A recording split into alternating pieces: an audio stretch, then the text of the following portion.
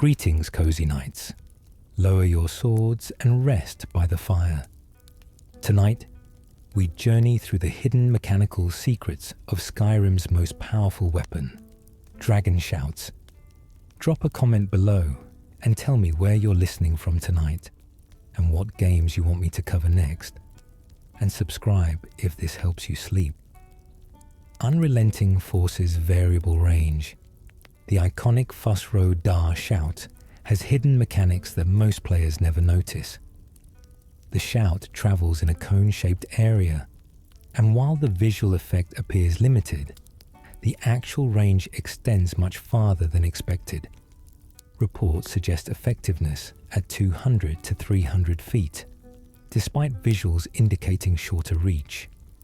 The force magnitude decreases with distance, meaning enemies at the edge of the effective range experience significantly less knockback than those directly in your path. This explains why sometimes bandits stumble slightly, while others at similar distances fly off cliffs. The game appears to calculate force using a diminishing multiplier based on both distance and positioning relative to your aim direction. Enemies standing to the sides of your target point receive less force than those directly ahead, creating inconsistent results that players often attribute to bugs rather than intentional mechanics. Fire Breath's damage scaling inconsistency. Fire Breath Shout operates on bizarre damage mechanics that defy normal game logic. The first word deals 50 fire damage instantly with a 30-second cooldown. Adding the second word increases damage to 70, but extends cooldown to 50 seconds. The full 3-word version does 90 damage with a 100-second wait. What makes this mathematically absurd is the damage per cooldown calculation. Using only the first word repeatedly generates approximately 1.67 damage per second of cooldown. The second word produces 1.4 damage per second of cooldown. The full shout delivers just 0.9 damage per second of cooldown. This suggests you're actually making the shout less efficient by learning more words when measuring sustained effectiveness over multiple uses. This counterintuitive scaling likely exists because Bethesda designed shouts for burst damage rather than sustained combat, creating situations where the weaker versions offer better efficiency in prolonged fights. Frostbreath's movement and combat effects. While everyone knows Frostbreath damages and slows enemies, the shout creates compound debuffs that severely hamper melee fighters. The slow effect is immediately obvious, but affected enemies also struggle with power attacks and combat actions, suggesting the frost may be draining their stamina or affecting their combat capabilities beyond simple movement speed. Warriors being hit often can't execute special attacks as readily, which could result from either hidden stamina damage or the slow effect interfering with combat animations. The combination creates a devastating anti-melee effect, reduced movement speed plus impaired attack. Capabilities essentially paralyzes warriors without actually paralyzing them. Whether this stems from hidden mechanical effects or simply from how the slow interacts with combat systems remains unclear, but the practical result makes Frost Breath particularly effective against weapon-wielding opponents. Stormcall's friendly fire calculations. Stormcall is notorious for damaging followers and innocents, but the targeting system follows specific patterns. Each lightning bolt checks for valid targets within a massive radius every few seconds. The game prioritizes hostile targets, but neutral and friendly NPCs can still be hit, particularly when hostile enemies are scarce. The probability of hitting allies appears to decrease when more enemies are present. The system seems designed to favor hostiles but includes enough randomization that allies remain at risk. The duration varies by words known. 60 seconds for one word, 120 for two, 180 for three, with lightning strikes occurring. every 3 seconds. Each bolt deals different damage: 40 for 1 word, 60 for 2, 80 for 3.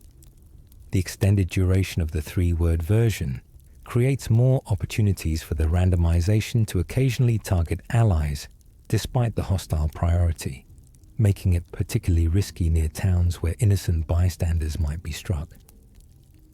Iceform's level cap bypass. Iceform freezes enemies solid, but its level cap mechanic has an exploitable quirk. The first word affects enemies up to level 9. The second word works on enemies up to level 19. The full shout freezes enemies up to level 49. What players don't realize is these caps only apply to the freeze effect. All versions still deal the same 60 ice damage regardless of enemy level. So if you shout at a level 50 enemy, they won't freeze, but they'll still take 60 damage. Additionally, while frozen enemies are technically invulnerable to physical damage, they take 200% damage from any hit that breaks them out of ice. This means if you freeze a level 48 Draugr with 3 words, then smash it with a warhammer, you're dealing triple damage. The initial 60 from the shout, the weapon damage, and then double that weapon damage from the shatter multiplier. The game never explains this damage amplification, making Iceform one of the most misunderstood offensive shouts in terms of actual damage potential. Whirlwind Sprint's distance paradox. Whirlwind Sprint exhibits movement efficiency that gets worse as you learn more words. 1 word moves you 50 feet with a 20-second cooldown, achieving 2.5 feet per second of travel when averaged with cooldown. 2 words sprint you 75 feet every 25 seconds, reaching 3.0 feet per second. The full 3-word shout propels you 100 feet every 35 seconds, dropping back to 2.86 feet per second. This creates an absurd situation where the 2-word version is mechanically superior to the complete shout for consistent travel. Speedrunners exploit this constantly, deliberately avoiding the 3rd word to maintain optimal movement speed. The distance calculation also interacts strangely with terrain. Whirlwind Sprint measures distance in straight lines regardless of vertical change. Sprinting horizontally across flat ground covers exactly 50, 75 and 100 feet, but sprinting upward at a 45-degree angle still travels the same distance, effectively doubling your vertical climb per cast. You can scale mountains faster than walking by aiming upward and repeatedly sprinting, bypassing intended paths through terrain geometry exploitation. Become Ethereal's damage immunity nuances. Become Ethereal makes you invincible, but invincibility has specific parameters. While Ethereal, you're immune to physical damage, magic damage, fall damage, trap damage, and environmental damage. You cannot be staggered, paralyzed, or affected by status effects. However, you can still take damage from certain sources. Drinking potions that restore health actually damages you because the game considers healing while ethereal a violation of the ethereal state. Activating standing stones while ethereal can glitch you into a broken state, where you're simultaneously mortal and immortal until you fast travel. Mounting a horse immediately ends the ethereal effect regardless of remaining duration. Most players don't realize the ethereal state prevents you from attacking, but doesn't prevent you from casting healing spells on allies, creating a niche use as a combat medic. The duration varies: 8 seconds for 1 word, 13 for 2, 18 for 3. The 35-second cooldown remains constant, making the 1-word version more efficient for damage avoidance if you're repeatedly needing brief invincibility windows.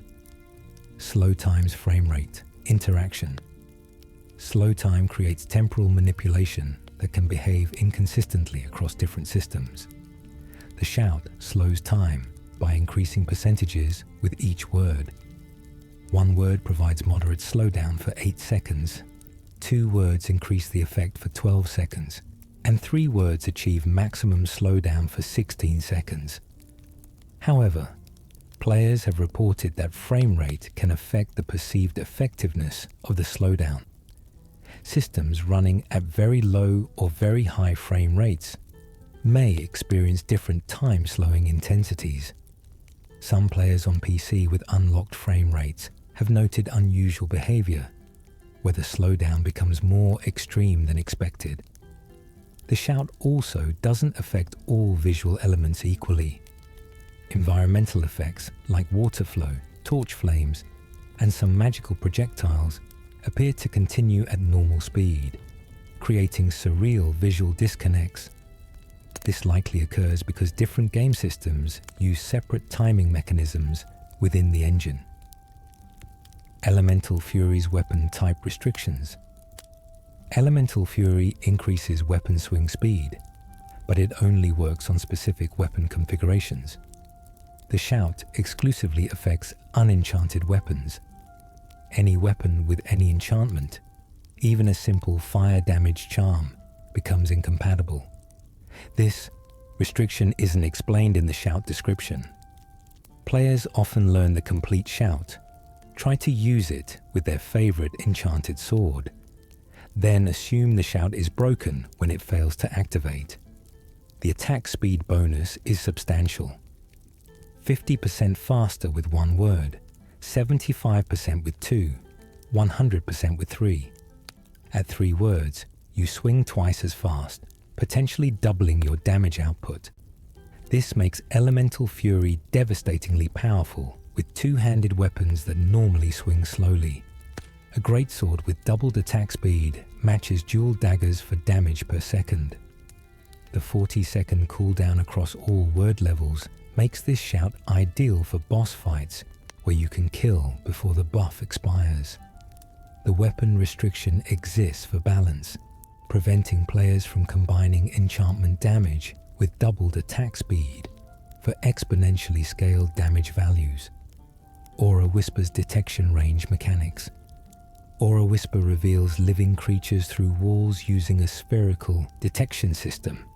1 word detects life within 75 feet for 10 seconds. 2 words extend to 100 feet for 20 seconds. 3 words reveal everything within 150 feet for 30 seconds.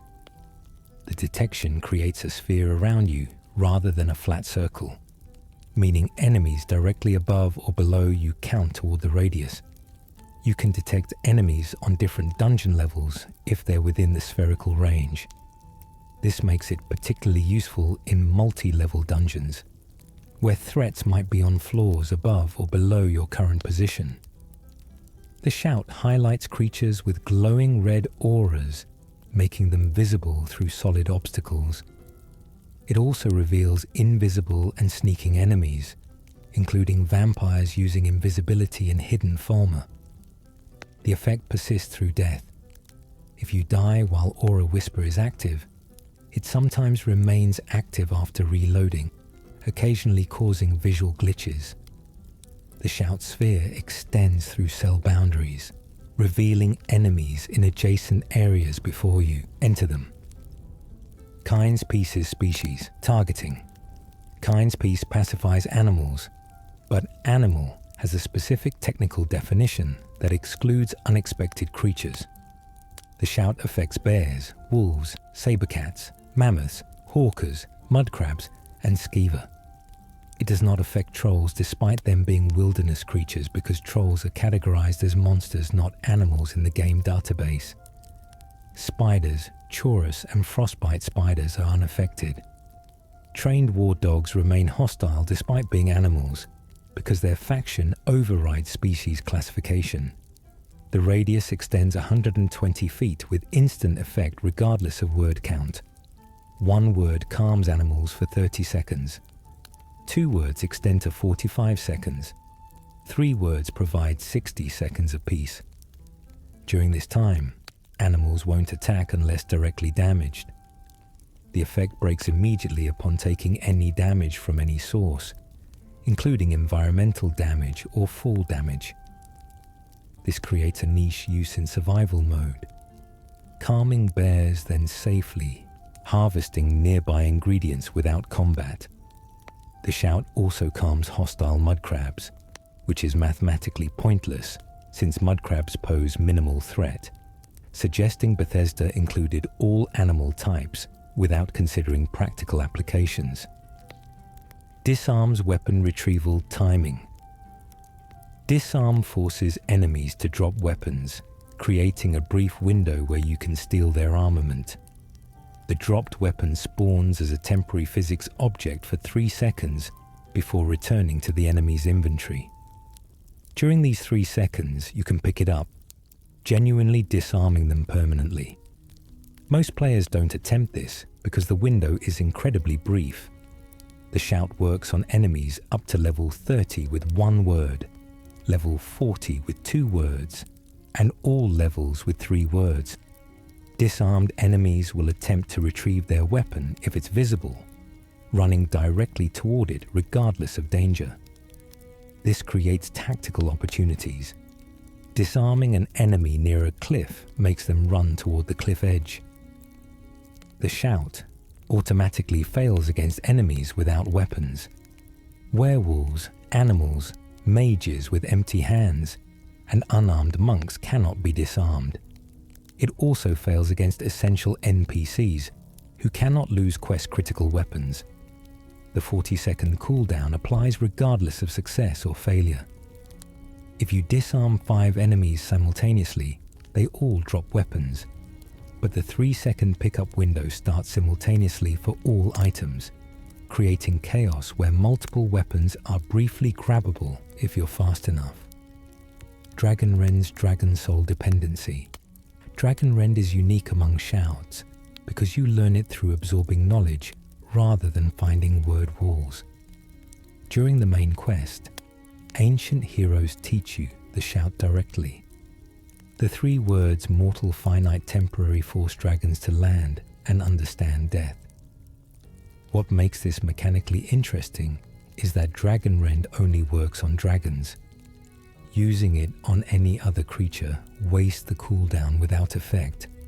The shout forces grounded state for 12 seconds with 1 word, 15 seconds with 2, and 18 seconds with 3.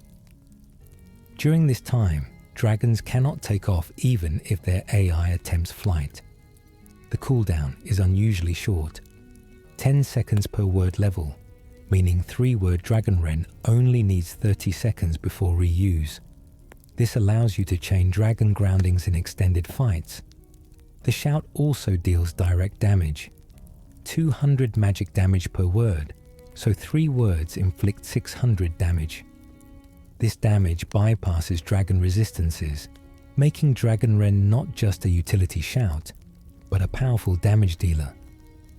The philosophical implication forcing dragons to comprehend mortality isn't reflected in the mechanics beyond the grounding effect, though the damage could represent existential shock manifesting as physical harm. Coolstorm's weather conflict resolution. Coolstorm summons a thunderstorm, but Skyrim can only display 1 weather pattern simultaneously.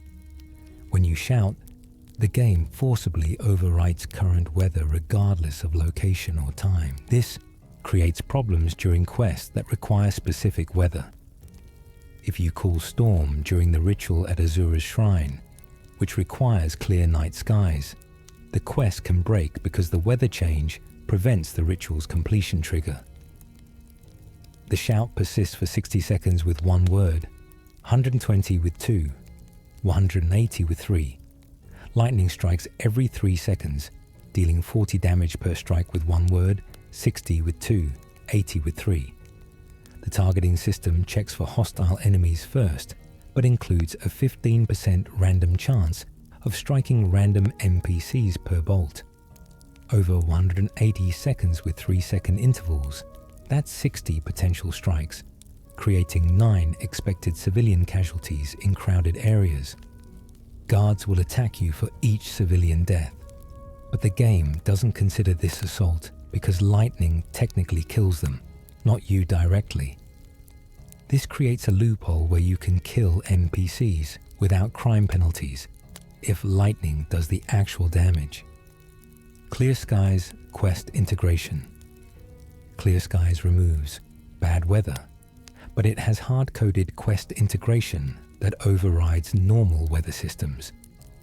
The shout is learned during the main quest specifically to clear fog on the throat of the world. After learning it, Clear Skies gains special functionality. It permanently clears weather in areas where quests require clear conditions. 1 word clears weather for 30 seconds, 2 words for 60 seconds, 3 words for 120 seconds. The 10-second cooldown makes this spammable for maintaining clear conditions indefinitely. What's hidden is that Clear Skies also dispel certain magical effects. Frost clouds from Frost Atronachs, poison clouds from Afflicted, and mist effects from certain spells. This anti-magic property isn't documented, but exists in the code. The shout calculates weather priority. Rain requires 1 word, snowstorm requires 2 words, magical fog requires 3 words. Using insufficient words on heavy weather creates a partial effect where visibility improves, but precipitation continues, something most players never notice because they always use the full shout after learning all words. Call Dragon's Odaving limitation. Call Dragon summons Odaving, but this only works after specific main quest completion. Before completing the Fallen, the shout does nothing. After the quest, Odaving becomes summonable outdoors in Skyrim. The shout has a 300-second cooldown, limiting Odaving to 1 appearance per 5-minute period. When summoned, Odaving remains for 60 seconds regardless of word count. All 3 words simply ensure successful summoning, rather than extending duration. Odaving has fixed stats: 3000 health, 150 stamina, 150 magicka, and frost breath dealing 100 damage per second. He's categorized as a follower, meaning he can be affected by follower buffs. Using Battle Fury Shout on Odaving increases his damage output, though the code suggests this was unintended. The dragon operates on companion AI, attacking your enemies, refusing to fight, essential NPCs, and fleeing if reduced below 10% health. Despite being a summon, he can technically die if focus fired by multiple high-damage enemies.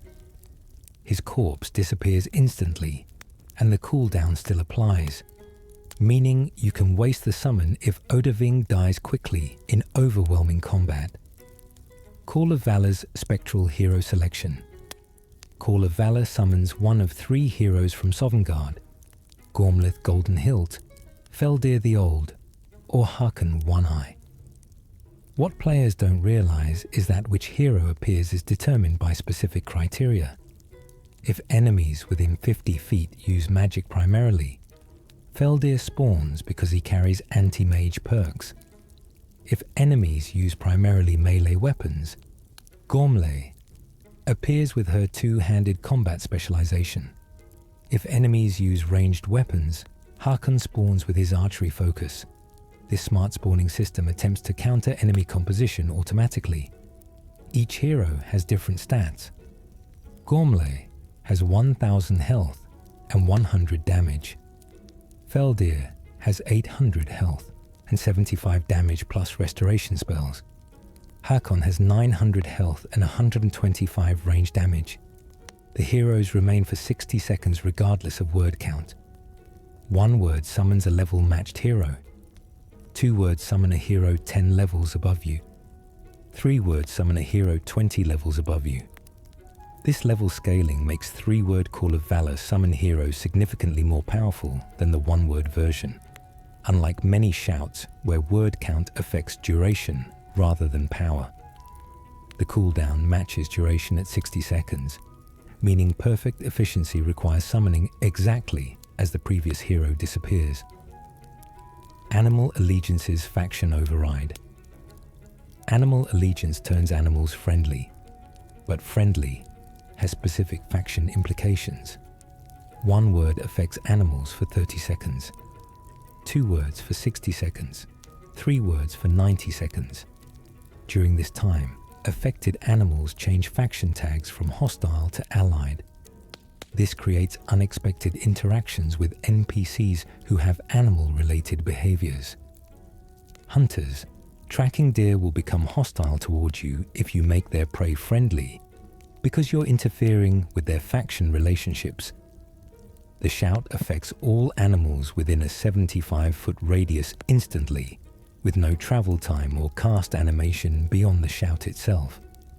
Affected animals don't just become passive, they actively fight other hostile creatures on your behalf, including attacking their own species if some remain hostile. A charmed bear will fight hostile wolves, for instance. The effect cannot be reapplied to the same animals until they reset to hostile, preventing permanent thrall creation. What makes this mechanically notable is that charmed animals gain temporary essential flags, becoming unkillable during the effect duration. They can be reduced to 0 health but won't die until the charm expires, at which point accumulated damage may instantly kill them, creating situations where animals spontaneously die seconds after returning to hostility. Marked for Death's armor, reduction stacking. Marked for Death reduces enemy armor and health, and these debuffs stack infinitely. One word deals 4 health damage per second for 12 seconds and removes 200 armor. 2 words deal 5 damage per second for 12 seconds and remove 400 armor. 3 words deal 8 damage per second for 12 seconds and remove 800 armor. Here's the secret. The armor reduction is permanent and stackable. Each application adds another reduction layer that never expires. Hitting an enemy with 3 word Marked for Death 5 times removes 4,000 armor, reducing even heavily armored foes to negative armor values. Negative armor increases damage taken beyond the normal damage cap, essentially creating a damage multiplier. A Draugr Overlord with 1,000 armor reduces damage by roughly 50%.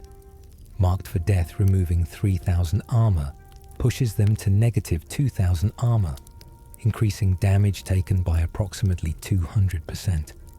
This multiplicative scaling wasn't intended. Bethesda expected the armor reduction to expire, but a bug makes it permanent. The unofficial patch fixes this, making the reduction temporary. In vanilla Skyrim, Marked for Death is mathematically the strongest shout because of this infinite stacking on a 30-second cooldown. Battle Fury's follower weapon. Buff. Battle Fury enchants follower weapons, but the enchantment type is hidden from players. 1 word increases follower damage by 25% for 120 seconds. 2 words increase by 50% for 150 seconds. 3 words increase by 75% for 180 seconds. The buff stacks with existing enchantments, creating compound multipliers. A follower with a fire enchanted sword deals base weapon damage plus enchantment damage, and Battle Fury multiplies both values. This makes the shout devastating when combined with follower equipment optimization. Giving your follower a Dragon Bone Greatsword with Chaos enchantment, then using 3 word Battle Fury, can increase their damage per swing from 100 to 175, effectively doubling their combat effectiveness. The shout affects all followers simultaneously if you have multiple through glitches or console commands. Most players never use Battle Fury because followers are often forgotten in combat, but speedrunners exploit it by building follower-focused strategies, where they optimize follower gear, then buff them with Battle Fury, allowing followers to kill dragons in seconds while the player remains safe. Bend Will's progressive unlocking. Bend Will is learned through the Dragonborn questline, with each word acquired separately as rewards. The first word goal cleanses all Maker Stones on Solstheim. The second word Ha turns targets into temporary allies. The third word Dov allows dragon riding. What makes this unique is that each word has completely different functionality, rather than increasing the same effect's power. Ha affects any human or creature up to level 60 for 30 seconds, making it the most powerful mind control effect in the game. Unlike Animal Allegiance's Animal Restriction or Pacify spells level caps, Bend Will works on almost anything. Dov only works on dragons and requires all 3 words, making partial completion impossible for dragon riding. The shout's 120-second cooldown applies regardless of which function you use, creating strategic decisions. Using gold to cleanse a stone locks you out of Ha for mind control for the full cooldown. The dragon riding mechanic, once activated, allows steering dragons similar to horse controls. You can command attack runs, but the dragon returns control periodically, creating a semi-autonomous partnership rather than full command. This design reflects the law. Bend Will doesn't enslave but creates temporary dominance in the eternal dragon hierarchy. Dragon Aspect once per day restriction. Dragon Aspect is learned through the Dragonborn questline and provides multiple buffs. Using it grants 25% increased power attack damage, 25% damage, resistance, 25% fire and frost resistance, and summons a spectral Dragonborn if health drops below 50%. The catch: it's usable once per day regardless of word count. 1 word provides these benefits for 300 seconds. 2 words add 50 armor rating. 3 words add 25% faster shout cooldown recovery. The spectral Dragonborn summon is triggered automatically when below half health, and can only occur once per activation. The summon lasts until combat ends, or you leave the area. What players miss is that Dragon Aspects shout cooldown reduction stacks with Amulet of Talos and Blessing of Talos. Combining all 3 sources can reduce cooldowns by 65%, allowing extremely rapid shout spam. A shout with 60-second cooldown becomes 21 seconds with full stacking. This turns typically slow shouts like Stormcall into rapid-fire abilities.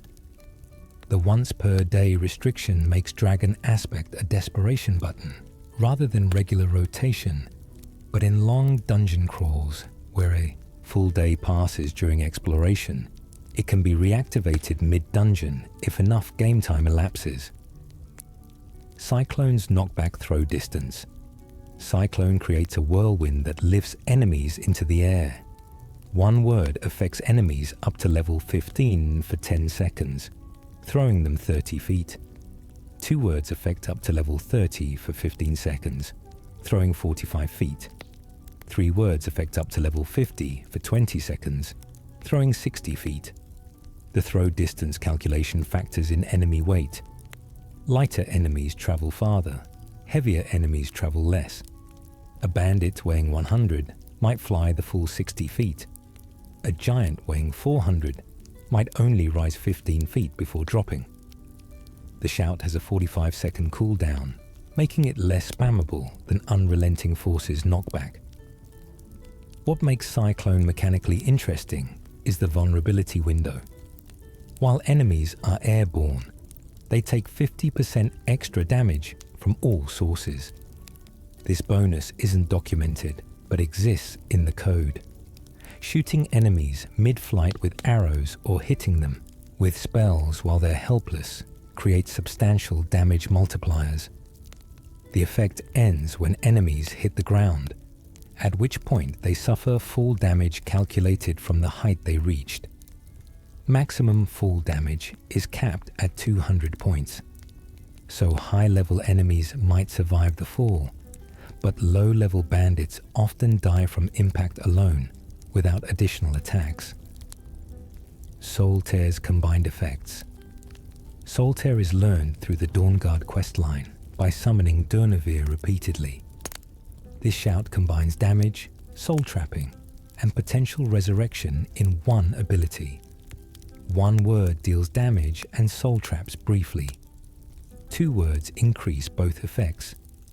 3 words deal 300 damage, soul trap, and resurrect killed targets as temporary allies if the shout delivers the killing blow. The resurrection only activates when the final word itself kills the enemy, meaning targets need to be within kill range when you shout. The soul trap fills any available soul gem automatically.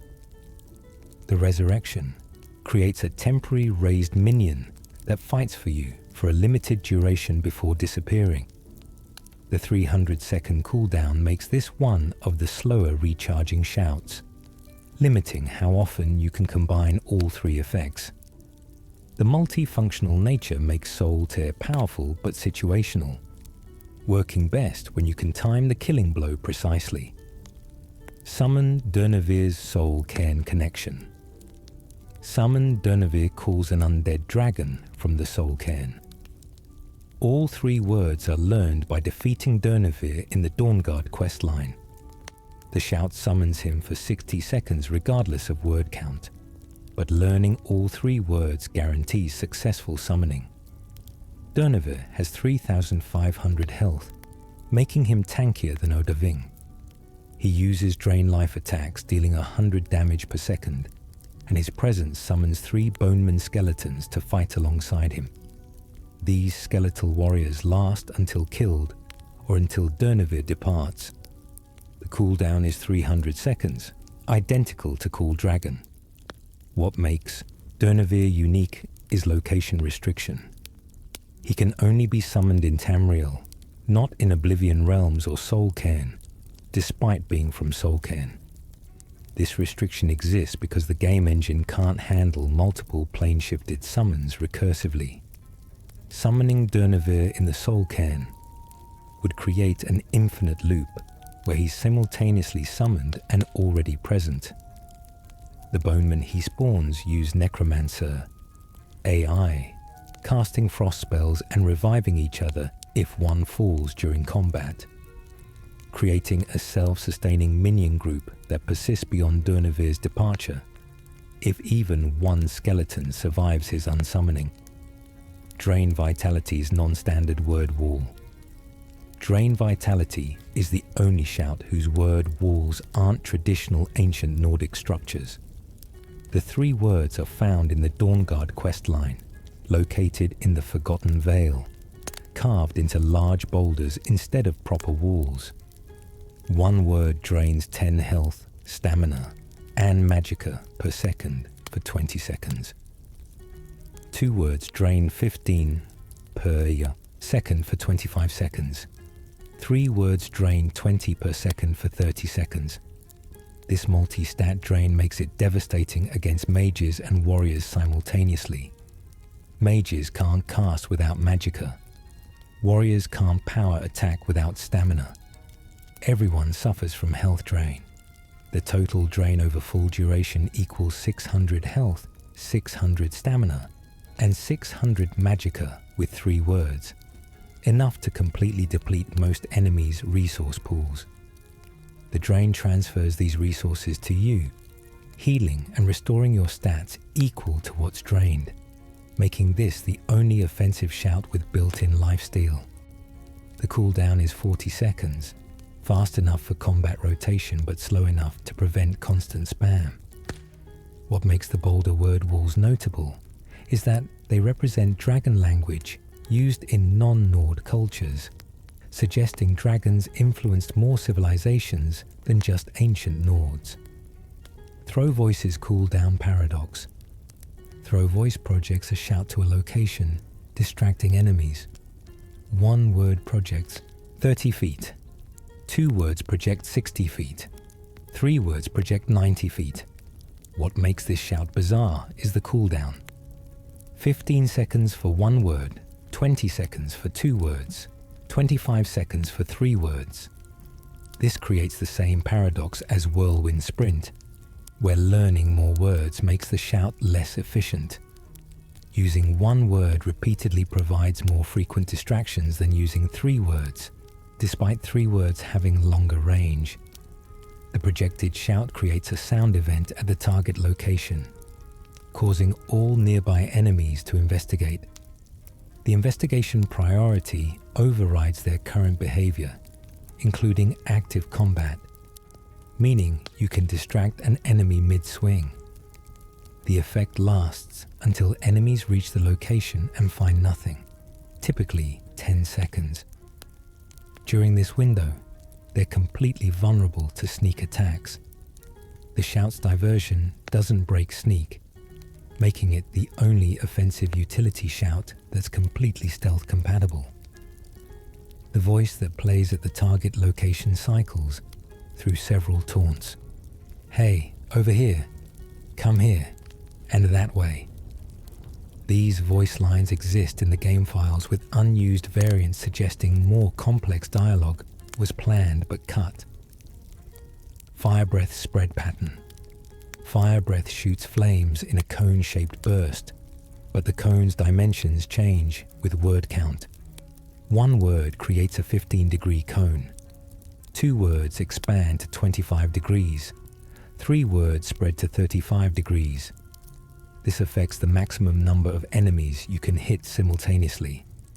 At 15 degrees in typical dungeon corridors, you'll hit 1 to 2 enemies. At 35 degrees, you might catch 3 to 4 enemies if they're clustered. The flame travels 40 feet regardless of spread angle, creating a trade-off between precision and area coverage. The fire lingers for 1 second after the shout ends, continuing to deal damage to anything in the original path. This lingering effect isn't obvious visually, but exists mechanically. Enemies who walk into the recently scorched air take bonus damage as if you're still shouting. The damage over time effect continues for the full 2 to 4 second duration, even if enemies leave the visual flame cone, because the debuff applies on first contact and persists regardless of positioning afterward. Using fire breath in narrow corridors maximizes effectiveness because fleeing enemies cannot escape the cone's width, guaranteeing full damage application even if they try to run. Frost breath slow percentage. Frost breath slows enemies, but the slow percentage is calculated against their base movement speed, modified by their current state. 1 word slows by 30%, 2 words by 50%, 3 words by 70%. However, enemies already slowed by other effects stack these penalties multiplicatively rather than additively.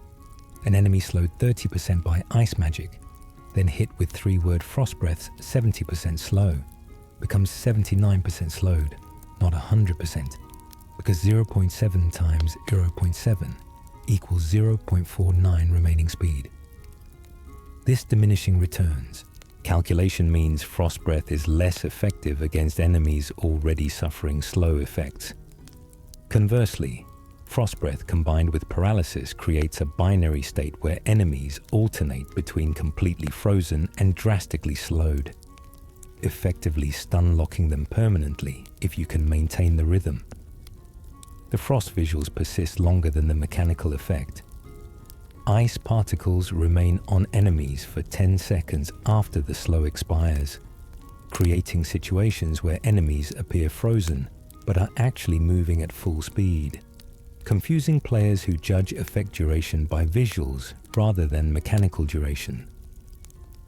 Storm calls lightning targeting priority. Storm call spawns lightning based on a targeting priority list that checks every 3 seconds. First, the game looks for hostile NPCs within 500 feet.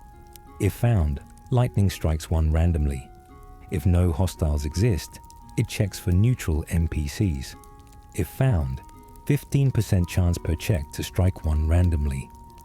If neither exist, lightning strikes ground randomly within the radius, wasting the strike. This targeting system creates strategic implications. Clearing all but one enemy means lightning focuses exclusively on that target, dealing massive accumulated damage. leaving multiple enemies alive distributes strikes, reducing per target damage. The lightning deals damage in a 5-foot radius from impact point, allowing splash damage to hit multiple clustered enemies from a single strike. Each strike creates a stagger effect similar to Unrelenting Force's first word, interrupting enemy actions. The combined stagger, damage, and randomization make Stormcall excellent against groups, but inefficient against single targets. The shout persists regardless of your death. If you die while Stormcall is active, lightning continues striking until the duration expires, potentially killing enemies post-mortem and allowing followers to loot afterward. Ice Form's freeze duration. Inconsistency. Ice Form freezes enemies for a duration that varies by their current action state. 1 word freezes for 8 seconds, 2 words for 12 seconds, 3 words for 15 seconds. However, enemies performing certain actions when frozen receive reduced duration. An enemy mid-power attack freezes for 50% reduced duration. An enemy casting a spell freezes for 30% reduced duration. An enemy standing idle receives full duration. This hidden duration penalty punishes reactive ice form usage. Shouting at an attacking Draugr might freeze him for only 7.5 seconds with 3 words instead of 15. The game never explains this mechanic, leading players to assume inconsistent freeze durations are bugs rather than intentional design. The freeze effect also interacts with elevation changes. Enemies frozen while walking uphill slide backwards slowly during the freeze. Enemies frozen on flat ground remain stationary. Enemies frozen while falling continue falling at reduced speed, creating mid-air frozen corpses that shatter upon landing. The shatter damage calculation considers fall distance, so freezing an enemy who then falls 50 feet and shatters on impact deals both freeze damage and fall damage simultaneously. Elemental Fury's attack speed. Cap bypass. Elemental Fury doubles your attack speed, but the game has a hard-coded attack speed cap of 2.5 times base speed. Normally, this cap prevents excessive speed stacking. Elemental Fury bypasses this cap through a separate speed multiplier category. If you stack attack speed through enchantments, potions, and perks to reach the 2.5x cap, then activate 3-word Elemental Fury's 100% bonus, you actually achieve 5x attack speed, doubling beyond the supposed cap. This creates degenerate builds where players stack every possible attack speed bonus, then use Elemental Fury to effectively quadruple their damage output against single targets. Two-handed weapons with innate slow speeds benefit most. A 1.0 speed greatsword becomes 5.0 speed, matching or exceeding dual dagger speeds while maintaining greatsword damage values. The duration is 15 seconds regardless of word count, creating a brief burst window where you unload maximum damage. Cooldown is 40 seconds, meaning roughly 37% uptime if used on cooldown. The unenchanted weapon restriction exists specifically to prevent this exploit from reaching even more extreme values, with enchantment damage included. Aura Whisper's undead detection failure. Aura Whisper reveals life forces, but it fails to detect certain undead types despite them technically having life. Draugr appear normally because they're categorized as living dead with health pools. Ghosts do not appear because they're categorized as spirits lacking physical presence. Skeletons appear sometimes, but not always, depending on their summoning source. Raised skeletons appear. Naturally spawned skeletons do not. Vampire thralls appear, but vampire lords in mist form become temporarily invisible to Aura Whisper, despite being detectable while solid. This inconsistency stems from Bethesda defining life force variably across different undead types without standardizing detection mechanics. The practical result is that Aura Whisper unreliably detects enemies in Nordic ruins where undead dominate. The shout also detects dead bodies for 30 seconds after death, showing corpses glowing with fading life auras. This vestigial life detection could represent souls departing bodies, but it's more likely a programming oversight, where life status takes 30 seconds to fully update to corpse status. The detection persists through doors and load zones. If you whisper in one cell, life forms in adjacent cells appear through walls, revealing dungeon layouts before entering. Kind's Peace's animal faction conflicts. Kind's Peace calms animals, but calm is faction dependent. An animal classified as neutral becomes friendly. An animal classified as hostile becomes neutral. An animal already friendly remains friendly. The difference matters for quest progression. Some quests require killing specific animals. Kind's Peace blocking their hostility prevents quest advancement if combat is required. The peace effect also conflicts with animal allegiance. If you calm animals with Kind's Peace, then use animal allegiance, they become aggressively allied rather than passively neutral, attacking everything hostile nearby. This faction toggle creates layers of behavioral changes beyond simple calm. The shout affects all animals within 120 feet, but the range calculation excludes animals behind solid walls. Unlike Aura Whisper's wall-penetrating detection, Kind's Peace requires line of sight, meaning animals in adjacent caves or behind closed doors remain hostile. The effect ends if you attack any animal, not just the one you attack. Hitting one bear breaks the peace with all bears in range, creating immediate multi-bear aggression. This global peace break means Kind's Peace is all or nothing. Either you're peaceful with every animal or hostile to every animal, with no middle ground for selective engagement. Disarms essential NPC immunity. Disarm forces weapon dropping, but essential NPCs are immune. Essential characters cannot die and cannot be fully disarmed. When you shout, essential NPCs drop weapons momentarily, but the weapons return to their inventory within 1 second instead of the normal 3 seconds. This makes disarming essential NPCs practically worthless because they re-equip before you can capitalize on the disarm window. Non-essential enemies remain disarmed for the full 3 seconds, allowing weapon theft or extended vulnerability exploitation. What complicates this is dual-wielding enemies. Disarming a dual-wielder removes only their main hand weapon, leaving their offhand equipped. They continue attacking with reduced damage until you disarm them again or kill them. Some enemies have hidden backup weapons.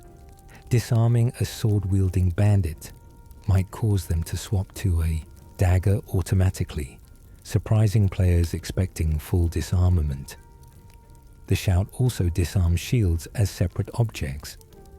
An enemy with sword and shield drops both, but the game prioritizes weapon retrieval over shield retrieval, meaning disarmed enemies re-equip weapons first, fighting temporarily without shields if you maintain pressure.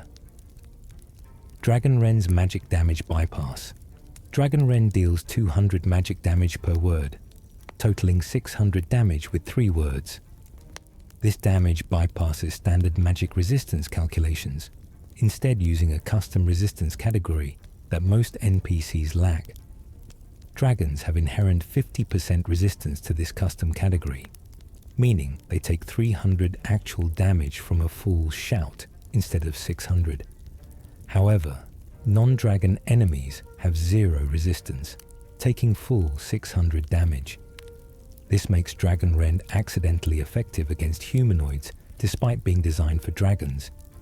Using Dragon Rend against a Draugr Deathlord kills them faster than most offensive shouts, because the damage is substantial and unresisted.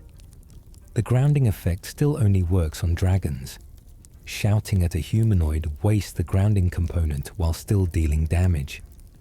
The 30-second cooldown makes Dragon Rend viable for combat rotation against mixed enemy groups where dragons and humanoids fight together. Killing the non-dragons with Dragon Rend, then using other shouts to finish the grounded dragon, creates optimal damage distribution. The shout's damage also scales with difficulty settings. Higher difficulties reduce player damage, but don't affect Dragon Rend's fixed damage values, making it relatively stronger on legendary difficulty, where weapon damage suffers penalties. Coolstorm's audio direction. Mismatch. Coolstorm creates visual lightning and audio thunder, but they're mechanically separate. Lightning strikes deal damage based on target locations. Thunder sound plays from random sky positions. These two systems don't synchronize, creating situations where you hear thunder from behind while lightning strikes in front. The audio serves no gameplay purpose beyond immersion, but its desync can disorient players expecting lightning to match thunder direction. Each lightning bolt triggers a 0.1 second camera shake within 100 feet of impact. Multiple simultaneous strikes create compound shaking, occasionally making combat disorienting when several bolts land close together. The camera shake magnitude increases with shout level. 1 word creates subtle shakes. 3 words create moderate shakes. Disabling camera shake in settings removes this mechanic entirely, giving players smoother visual experience at the cost of immersion. The shout also changes ambient lighting. During Stormcall, shadows deepen and contrast increases slightly, making the world darker between lightning flashes. This lighting change persists for the shout's full duration, ending only when the weather effect clears completely. Clear Skies Magical Dispel Properties. Clear Skies dispels magical effects beyond weather. Poison clouds from afflicted enemies vanish instantly when clear skies passes through them. Frost clouds from frost atronachs dissipate upon contact with the shout. Magical darkness effects dispel within the shout's radius. What makes this mechanically interesting is that Clear Skies counts as an area dispel spell despite being a shout, using the same dispel code as higher tier restoration spells. The dispel strength equals the shout level. 1 word dispels effects up to level 25, 2 words up to level 50, 3 words up to level 100. This hidden dispel mechanic makes Clear Skies viable in combat against magic-heavy enemies, clearing their area denial spells and exposing them to engagement. The shout's 10-second cooldown makes it spammable for sustained dispel support. The area of effect radius extends 75 feet from your position, propagating outward as an expanding sphere at 50 feet per second. The sphere passes through walls and solid objects, dispelling effects in adjacent rooms before you enter them. This makes Clear Skies useful for clearing trapped rooms filled with lingering poison or frost without entering personally. Call Dragon's Dragon AI Override. Call Dragon summons Odaviing, but his AI overrides normal dragon behavior. Standard wild dragons use complex movement patterns including hovering, strafing, and strategic positioning. Odaviing uses simplified AI. Engage the nearest enemy, breathe frost, repeat. He never retreats or repositions strategically. This makes him predictable, but also vulnerable.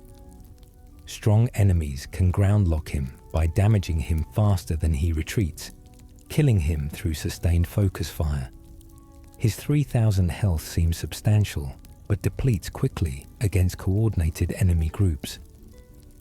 The AI override exists because companion dragons need simplified targeting to prevent them from flying away during fights, but this simplification removes tactical complexity that makes wild dragons challenging, Odahving also lacks the tail swipe attack that wild dragons use, eliminating his close-range melee option.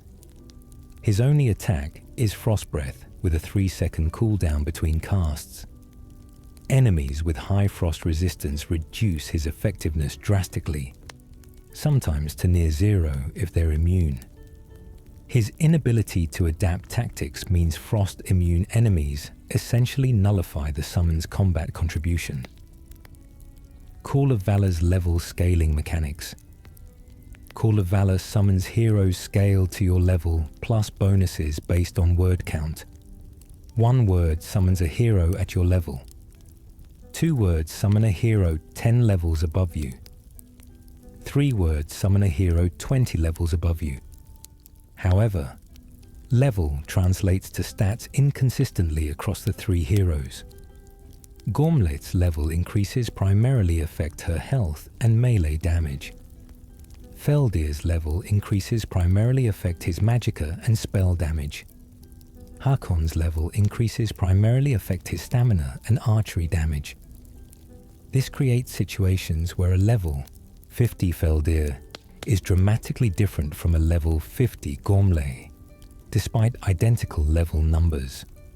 Additionally, the hero's gear doesn't scale with level. They wear fixed armor sets with static enchantments, meaning their defensive capabilities plateau regardless of summon level. A level 70 Gormley deals immense damage but dies quickly because her armor rating caps at moderate values. This creates glass cannon summons at high levels, devastating offensively, fragile defensively. The 60-second duration remains constant, so higher level summons don't last longer, just hit harder. This makes 3-word Call of Valor a burst damage tool rather than sustained companion support. Animal Allegiance's command persistence. Animal Allegiance charms animals, but the charm sometimes persists beyond stated duration due to faction flag persistence bugs. When the effect expires, animals should revert to hostile. However, if you fast travel while animals are charmed, the faction tag sometimes fails to reset. The animal remains permanently friendly until either you attack it or the game cell resets after 30 in-game days.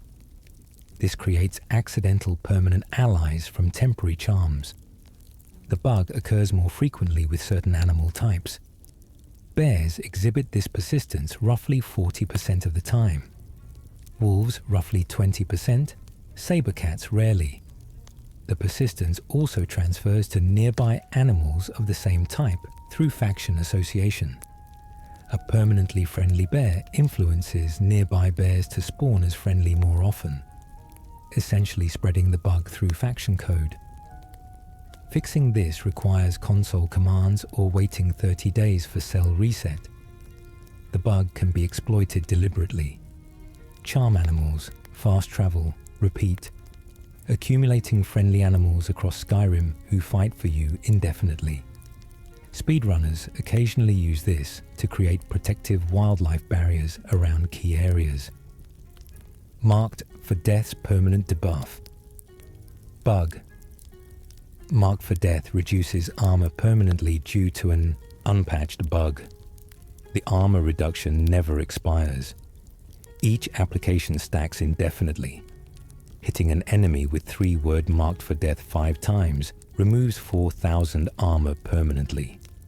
If that enemy survives, and you encounter them again days later, they still have reduced armor. This persistence affects essential NPCs. Marking Ulfric Stormcloak during the Civil War, then encountering him later after joining his side, leaves him permanently weakened. The bug extends to hostile factions. Marking one bandit chief can sometimes spread the debuff to all bandits in the same faction through code contagion, unintentionally weakening entire enemy groups. The unofficial patch fixes this by making the debuff expire after 60 seconds, but vanilla Skyrim allows infinite armor removal. This makes Marked for Death mathematically the strongest debuff shout, despite seeming weaker than direct damage shouts. One application might seem minor, but accumulated applications on recurring enemies like dragons or giants create compounding advantages where fights become progressively easier with each encounter. Battle Fury's enchantment multiplication. Battle Fury increases follower weapon damage, but the increase multiplies enchantment damage rather than adding to it. A follower with a sword dealing 50 base damage plus 25 fire enchantment damage would normally total 75 damage. With 3-word Battle Fury's 75% increase, the calculation is 50 x 1.75 plus 25 x 1.75 for 131.5 the total damage. The enchantment damage receives the same percentage bonus as physical damage, effectively double-dipping the multiplier.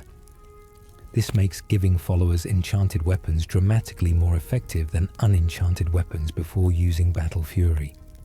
A follower with a Fire Frost Shock Chaos enchantment weapon receives 75% more damage on all 3 elements simultaneously, tripling the enhancement's effectiveness compared to a plain weapon. The buff also applies to follower armor enchantments. Armor, pieces granting stamina regeneration or magic resistance, receive percentage increases to their bonuses. This comprehensive buff makes Battle Fury one of the strongest support shouts for follower-focused builds, though most players never optimize followers enough to notice the full potential. Bend Will's Dragon Control Duration. Bend Will controls dragons indefinitely until you dismount. While riding, the dragon remains dominated. The game never states this clearly, making players assume a time limit exists. Actually, you can fly until you choose to land, or until the dragon's stamina depletes from extended flight. Dragon stamina regenerates while landed, allowing unlimited riding theoretically. However, dragons cannot be ridden indoors or in cities. Attempting to ride into settlements auto-dismounts you at city gates. The control also breaks if the dragon takes excessive damage while you're mounted. If enemies reduce the dragon below 20% health, it forcibly lands, and you dismount. This safety threshold prevents players from riding dying dragons into crashes. The domination after dismounting persists for 60 seconds. The dragon remains friendly and fights for you before reverting to neutral or hostile depending on its original faction. Some dragons remain permanently friendly after first domination, others return to hostility. This faction persistence varies by dragon and seems based on encounter flags set during specific quests, though the exact determination remains unclear even after extensive data mining. Dragon Aspect's Spectral Summon AI. Dragon Aspect summons a Spectral Dragonborn when you drop below 50% health. This summon has fixed stats: 2000 health, 150 stamina, 150 magicka, and wields ethereal dragon claws dealing 75 damage per hit. The summon's AI prioritizes enemies attacking you, creating a bodyguard effect. However, if multiple enemies engage you simultaneously, the summon targets whichever enemy you attacked most recently, mirroring your focus rather than selecting independently. This makes the summon reactive rather than proactive. The Spectral Dragonborn also uses Unrelenting Force automatically every 20 seconds, providing crowd control without your input. This shout usage draws enemy attention, creating threat splitting where some enemies focus on the summon while others attack you. The summon persists until combat ends or you travel to different cells. It cannot die from damage. Reducing it to 0 health merely makes it invulnerable for 5 seconds before health regenerates to full. This immortality makes the spectral summon incredibly powerful for soaking damage while you heal or reposition. The once per day restriction means you get exactly 1 summon per dragon aspect activation, so triggering the summon early in a long dungeon might waste its availability for harder encounters later. Cyclone's throw trajectory calculation. Cyclone throws enemies upward and outward, but the trajectory depends on their facing direction when hit. Enemies facing you get thrown backward away from you. Enemies with their back to you get thrown forward over you. Enemies facing perpendicular get thrown sideways. This directional variance creates unpredictable crowd control. Sometimes enemies fly into walls, sometimes over cliffs, sometimes into other enemies, causing collision damage. The throw force also scales with enemy speed. Sprinting enemies fly farther than walking enemies, because the game adds their momentum to the throw calculation. This makes Cyclone more effective against charging enemies than stationary enemies. The airborne vulnerability multiplier, 50% extra damage while flying, applies immediately upon launch, meaning fast projectiles can hit enemies mid-throw for massive damage. Arrow barrages or rapid-fire spells during the throw window maximize the damage bonus before enemies land. The throw duration varies from 2 to 4 seconds depending on height achieved, giving a narrow window for exploitation. Missing this window wastes the vulnerability bonus and turns Cyclone into simple positional displacement rather than damage amplification tool. Soul Tear's Soul Gem Size Priority. Soul Tear soul traps killed enemies, filling soul gems. The gem filling priority checks: smallest gem that can hold the soul, larger gems if smaller ones are full, largest gem if no appropriate size exists, no gem filled if all appropriate gems are full. This creates inventory management requirements. Carrying only grand soul gems means small souls fill grand gems wastefully. Carrying size-appropriate gems for all soul levels maximizes efficiency. The 5-second soul trap window requires killing enemies within that time frame.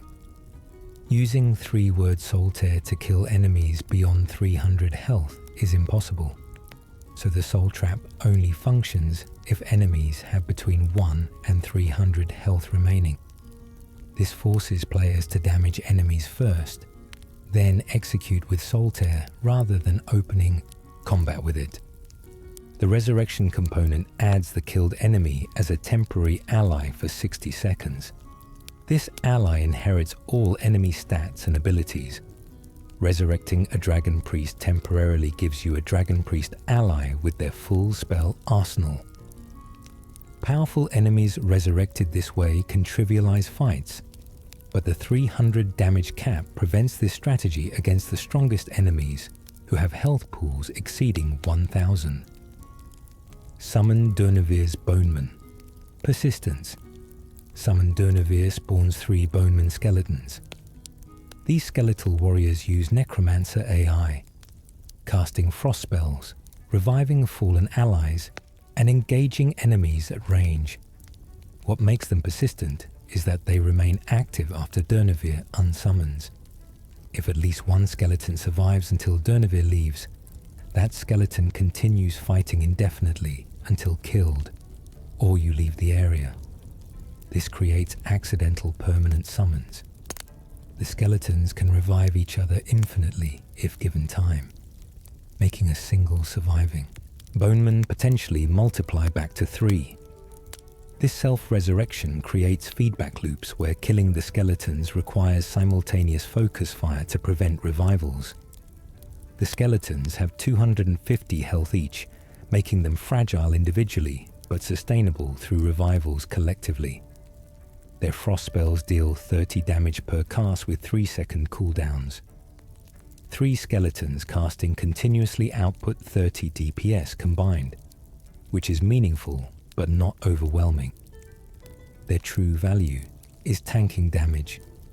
Enemies target them preferentially, allowing you to attack freely. The skeletons also inherit certain status effects. If you use Battle Fury before summoning Dunahefir, the spawned Bonemen receive the damage buff, increasing their spell damage by 75%. Drain Vitality's resource theft mechanic. Drain Vitality simultaneously drains and restores resources, creating a vampiric exchange. 3-word Drain Vitality removes 20 health, 20 stamina, and 20 magicka per second for 30 seconds. This totals 600 of each resource drained. Simultaneously, you gain 600 health, 600 stamina, and 600 magicka over the same period. What makes this powerful is that the gain applies even if enemies are already depleted. If an enemy has only 100 magicka but you drain for 30 seconds, you still gain the full 600 magicka, despite the enemy running dry after 5 seconds. This creates resource generation independent of enemy capacity. The drain effect stacks if you have multiple enemies affected. Hitting 3 enemies means triple resource restoration per tick.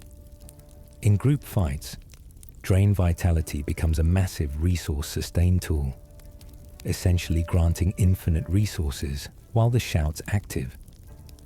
The 40-second cooldown means roughly 75% downtime, but the 30-second active window often proves sufficient for entire fights in dungeons where enemy groups cluster.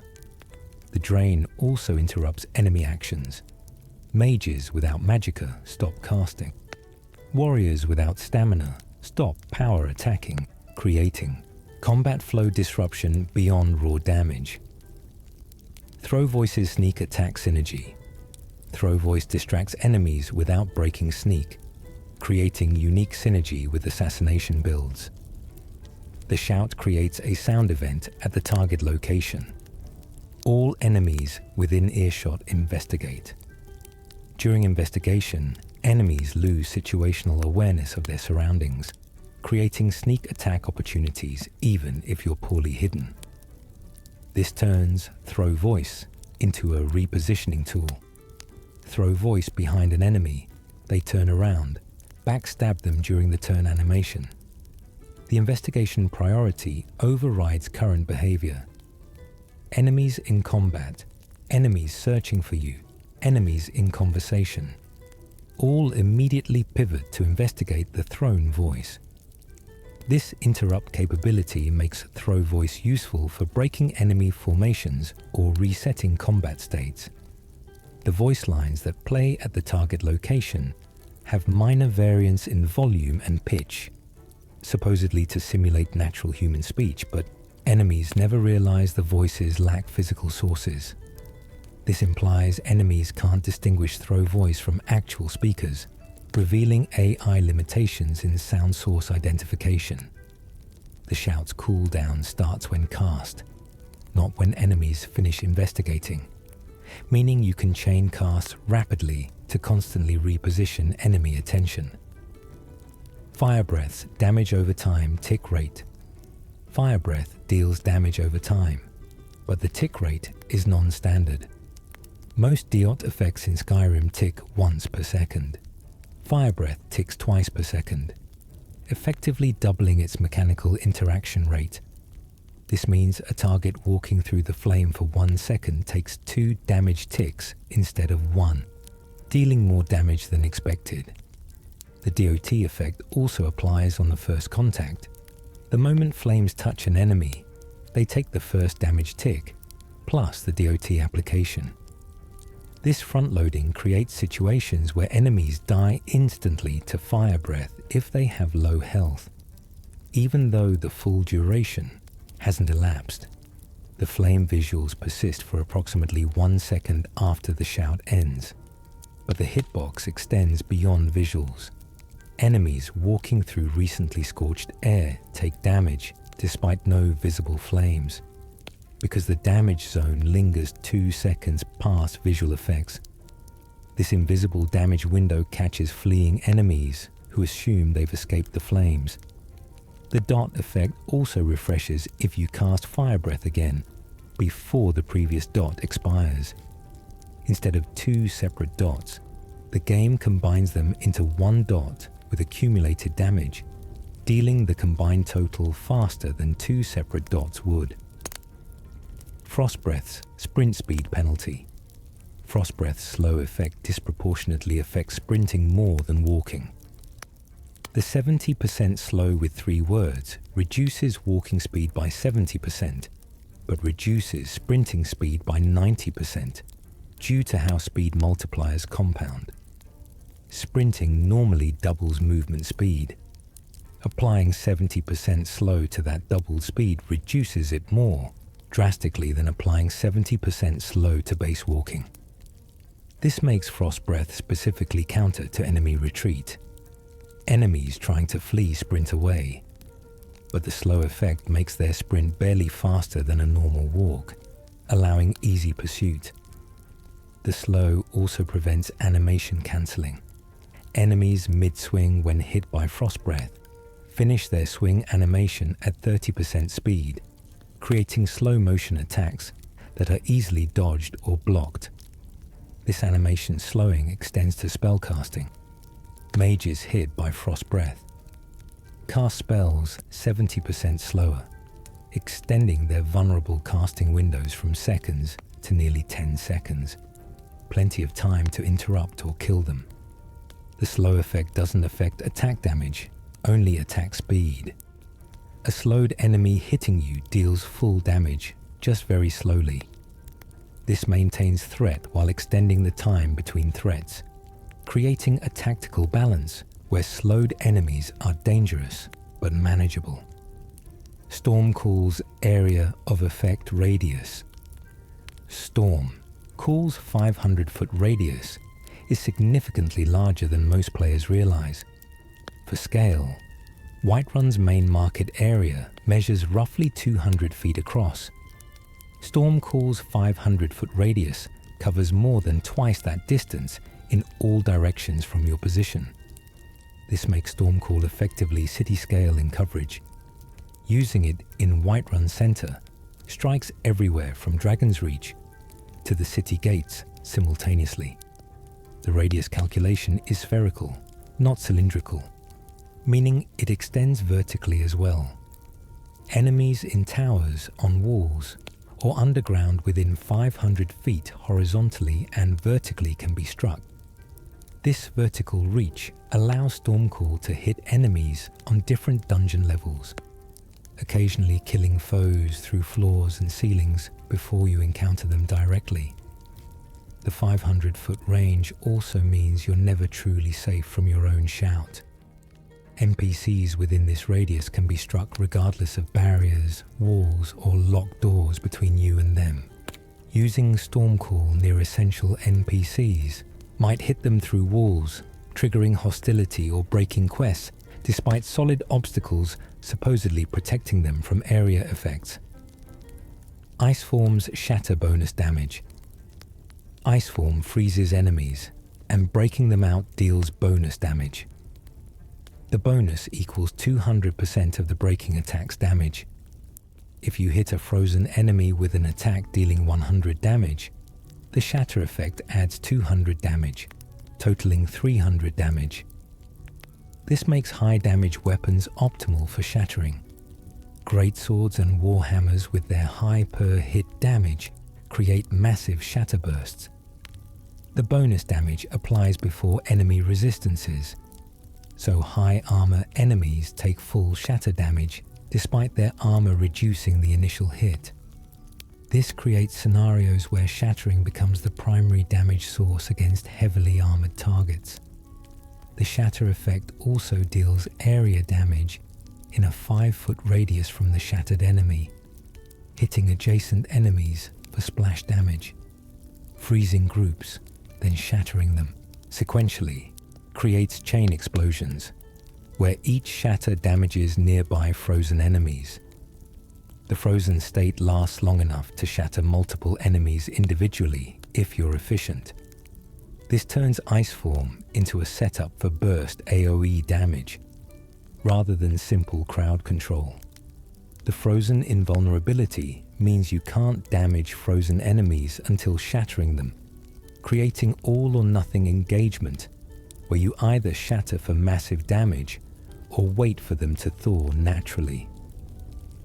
Whirlwind Sprint's gap crossing precision. Whirlwind Sprint propels you forward 50, 75 or 100 feet, depending on word count. The distance is exact. The game measures from your starting position and stops you precisely at the target distance regardless of obstacles. If you sprint into a wall 20 feet away, you stop at the wall rather than phasing through. This collision detection creates gameplay where Whirlwind Sprint doubles as a positioning tool. Sprinting to enemies, sprinting past traps, sprinting across gaps. Gap crossing specifically has hidden mechanics. If a gap is exactly 100 feet wide and you sprint with 3 words, you land on the far edge perfectly. If the gap is 101 feet, you fall. There's no mid-air adjustment or extra distance. This precision requires measuring gaps before sprinting or accepting potential falls. Interestingly, using Whirlwind Sprint at cliff edges doesn't immediately drop you. The game maintains upward momentum briefly, allowing you to sprint off a cliff and travel horizontally before gravity applies. This creates unintended shortcuts where cliffside sprints bypass intended paths by maintaining altitude for the first 50 to 100 feet of air travel before falling. Become Ethereal's fall damage. Interaction. Become Ethereal prevents fall damage, but this prevention uses specific game mechanics. Normally, fall damage calculates velocity upon landing. Become Ethereal sets your impact velocity to 0 regardless of actual falling speed, eliminating damage. However, the effect duration matters. If Become Ethereal expires mid-fall, damage calculates normally when you land, killing you. This creates precise timing requirements for high-altitude jumps. Jumping from the throat of the world requires activating Ethereal, jumping, and landing before the 18-second 3-word duration expires. Misjudging altitude means dying on impact. The shout also prevents stagger from landing, meaning Ethereal jumps allow instant movement after touchdown, unlike normal falls that stagger you briefly. This makes Ethereal jumping a movement tech for advanced players who time falls precisely to maintain momentum. The Ethereal state also prevents fall damage when dismounting horses mid-air. Jumping off a galloping horse while Ethereal eliminates the dismount damage that normally occurs, allowing extreme speed dismounts during chases or escapes. The 35-second cooldown limits this to occasional use, preventing infinite safe fall abuse. Slow time's power attack. Extension. Slow time doesn't just slow enemies, it extends your power attack windows. Power attacks normally have tight timing windows for landing multiple hits before enemies retaliate. During slow time, your attack speed remains normal, while enemies slow by 90% with 3 words. This creates disproportionate action economy. You complete full attack chains before enemies complete single swings. Power attacks that normally leave you vulnerable during long animations complete before slowed enemies react, essentially giving you free power attacks without retaliation risk. The magicka and stamina regeneration rates also remain normal during slow time, meaning you regenerate resources at full speed while time crawls for enemies. This creates burst windows where you rapidly power attack, deplete stamina, regenerate it back, and attack again within the same slow time duration. The shout essentially multiplies your effective action speed by a factor equal to the slowdown percentage. 90%. Slow means enemies act at 10% speed, making you functionally 10 times faster. This disparity turns challenging fights into trivial ones during the 16-second window, though the 60-second cooldown means you can't maintain it constantly. Elemental Fury Stamina Consumption Reduction. Elemental Fury doubles attack speed, and this affects stamina consumption mathematically. Power attacks normally cost 25 stamina. With doubled attack speed, you perform power attacks twice as fast, potentially spending 50 stamina per normal attack cooldown. However, the game doesn't double stamina costs. They remain fixed at 25 per power attack. This creates stamina efficiency. Dealing double damage while spending the same stamina effectively halves stamina per damage dealt. For sustained combat, this efficiency extends your fighting capacity significantly. A warrior with 300 stamina normally performs 12 power attacks before depleting.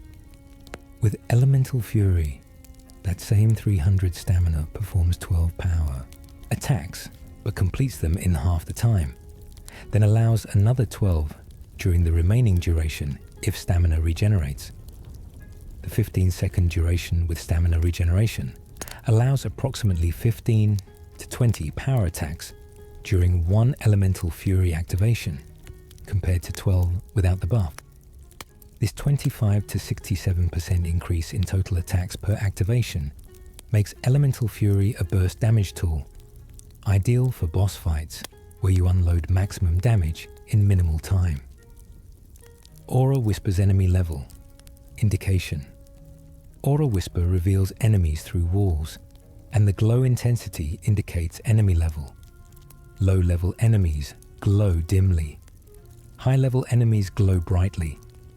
The game never explains this visual scaling, so most players assume uniform glow intensity. Actually, brightness scales linearly with enemy level. A level 10 bandit glows at 10% brightness, a level 50 dragon priest at 50%. This hidden information allows skilled players to prioritize threats based on visual brightness during whisper detection. Brighter glows indicate deadlier enemies worth avoiding or preparing for. The system also stacks with distance.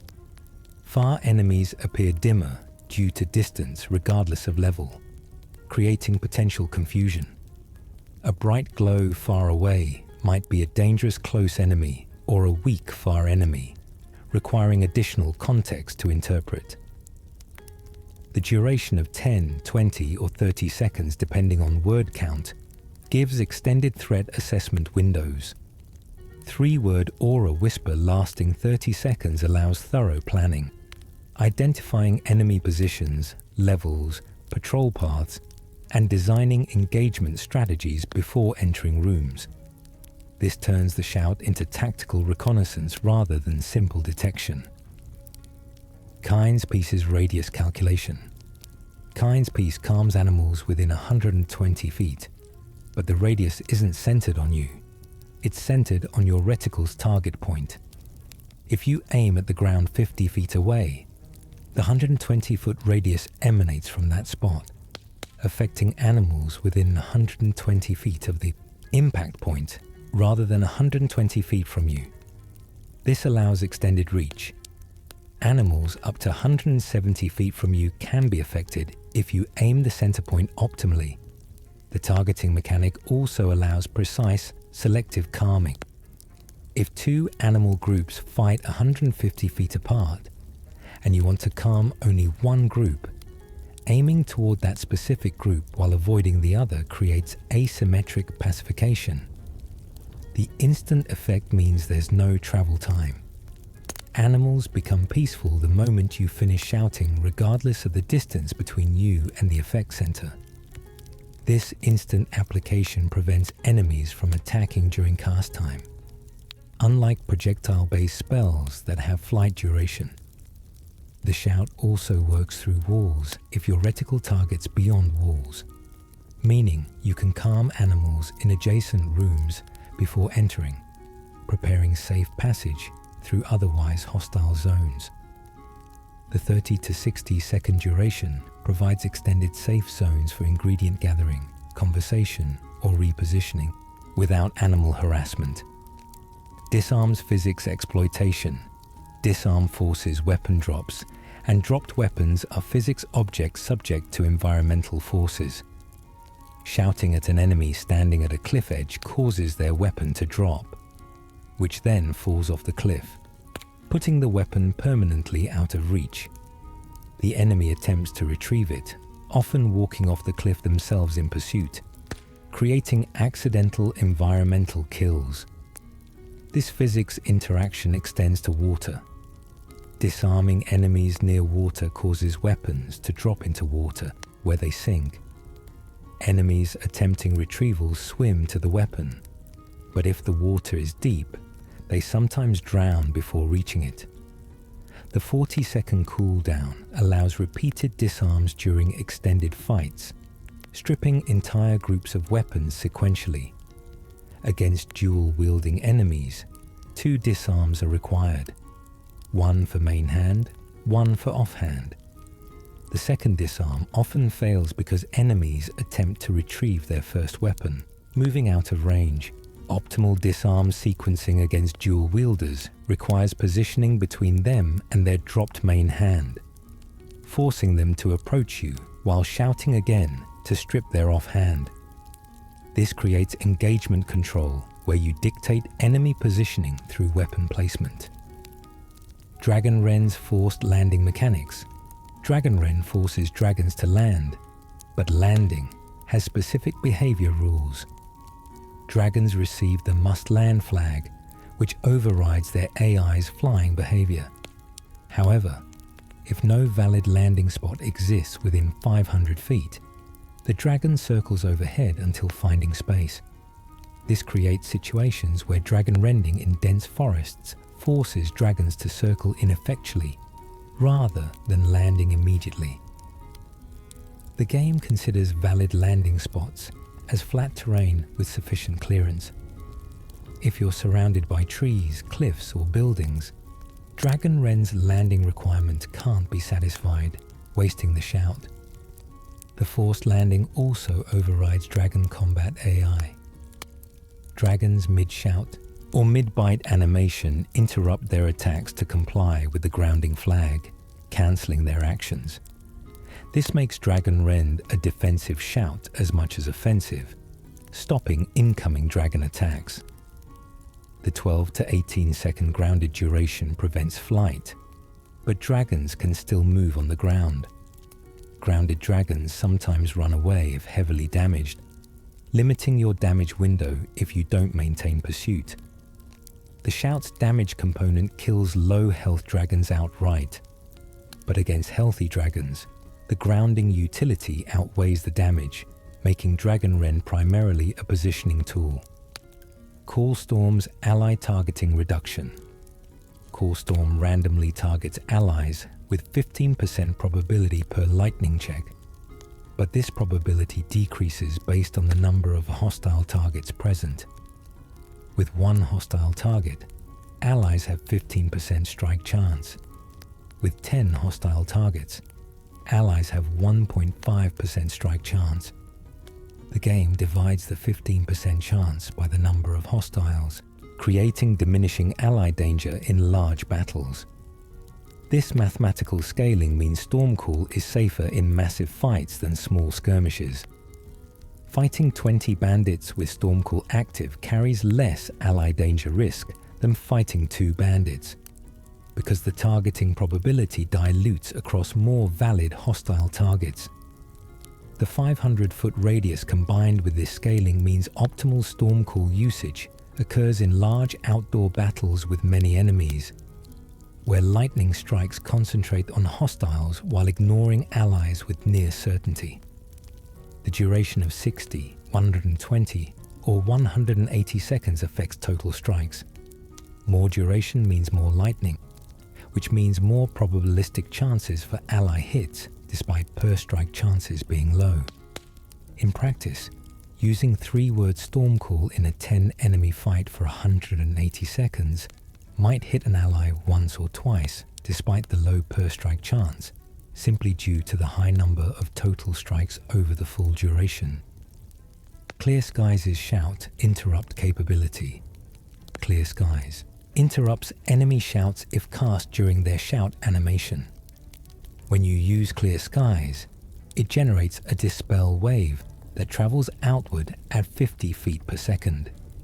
If this wave hits an enemy mid-shout, their shout cancels without effect. This makes clear skies a counter-shout against Draga Deathlords and Dragon Priests who use shouts offensively. The interrupt only works during the actual shouting animation, not before or after.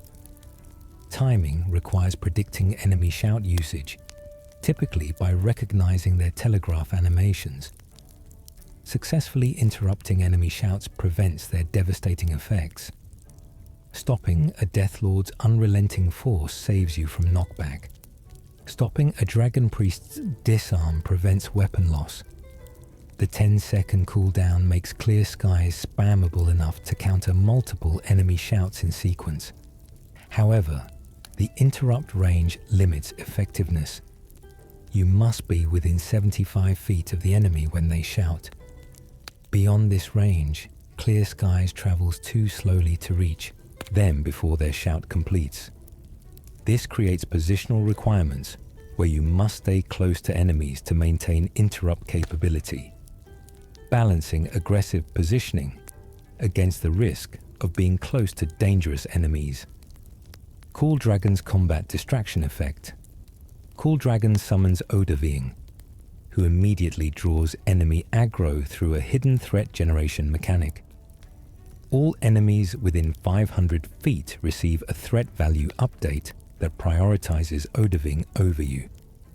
This instant threat transfer allows you to disengage from combat immediately upon summoning, using Odahviing as a distraction. The threat priority lasts for 60 seconds, exactly matching Odahviing's summon duration. Enemies fixate on the dragon, allowing you to heal, reposition, or set up attacks without retaliation. The threat generation scales with enemy type. Melee enemies prioritize Odahviing completely, often ignoring you entirely. Ranged enemies split attention, occasionally shooting you while primarily focusing the dragon. Mages show minimal threat transfer, continuing to target you despite Odahviing's presence. This creates tactical applications where Cool Dragon is optimal against melee heavy groups, but less effective against mage heavy groups.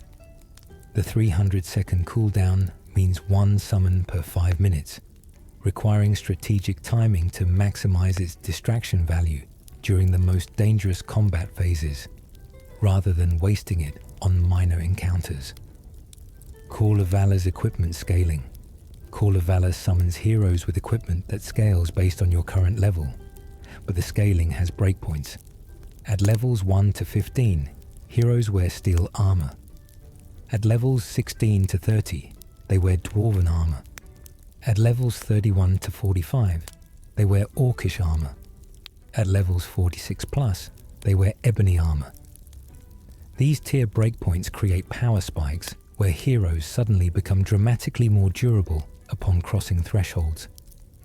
A level 30 player summoning 3-word heroes gets a level 50 hero wearing ebony armor, making them significantly tankier than a level 29 player would receive. The weapon scaling mirrors this. Steel weapons at low levels, ebony weapons at high levels. However, weapon enchantments don't scale. They remain fixed value enchantments regardless of level. This creates situations where high-level hero weapons have lower enchantment values than player weapons, limiting their damage output despite superior base stats. The 60-second duration means heroes typically fight one major encounter or several minor encounters before disappearing, making their equipment scaling less impactful than it initially appears. Most fights end before their equipment durability matters. Animal Allegiance's multi-species synergy. Animal allegiance affects all animals simultaneously, creating accidental synergy between different species.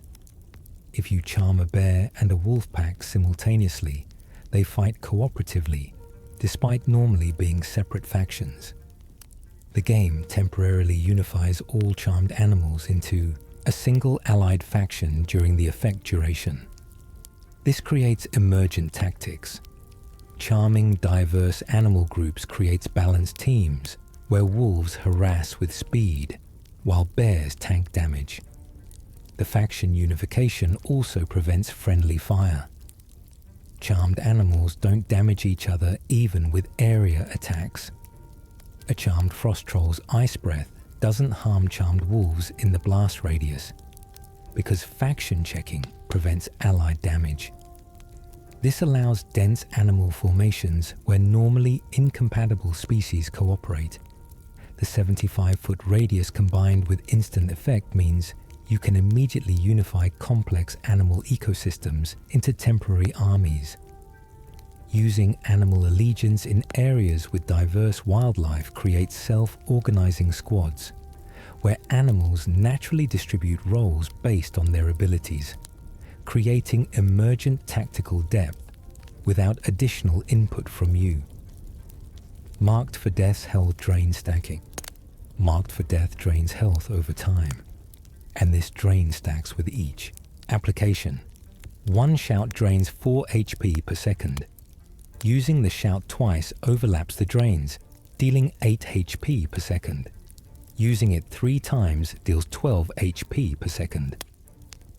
This stacking creates exponential danger if enemies apply Marked for Death to you. Draugr Deathlords using Marked for Death multiple times can rapidly drain your health into lethal ranges.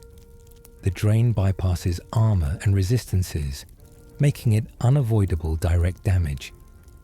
The armor reduction component also stacks, creating compound vulnerability, where you take more damage from all sources, while also taking more damage from the drain itself. Enemies using Marked for Death against you is rare but devastating when it happens. The health drain continues even if you kill the caster. The DOT effect persists for its full duration regardless of the caster's survival. This creates situations where you kill a Deathlord, but continue draining health for 12 seconds afterward. Multiple Deathlords in sequence can stack multiple Marked for Deaths on you, potentially draining 20 plus HP per second for extended durations, forcing constant healing or rapid retreat. Battle Fury's range and line of sight requirements. Battle Fury affects followers within 100 feet of you, but it requires line of sight.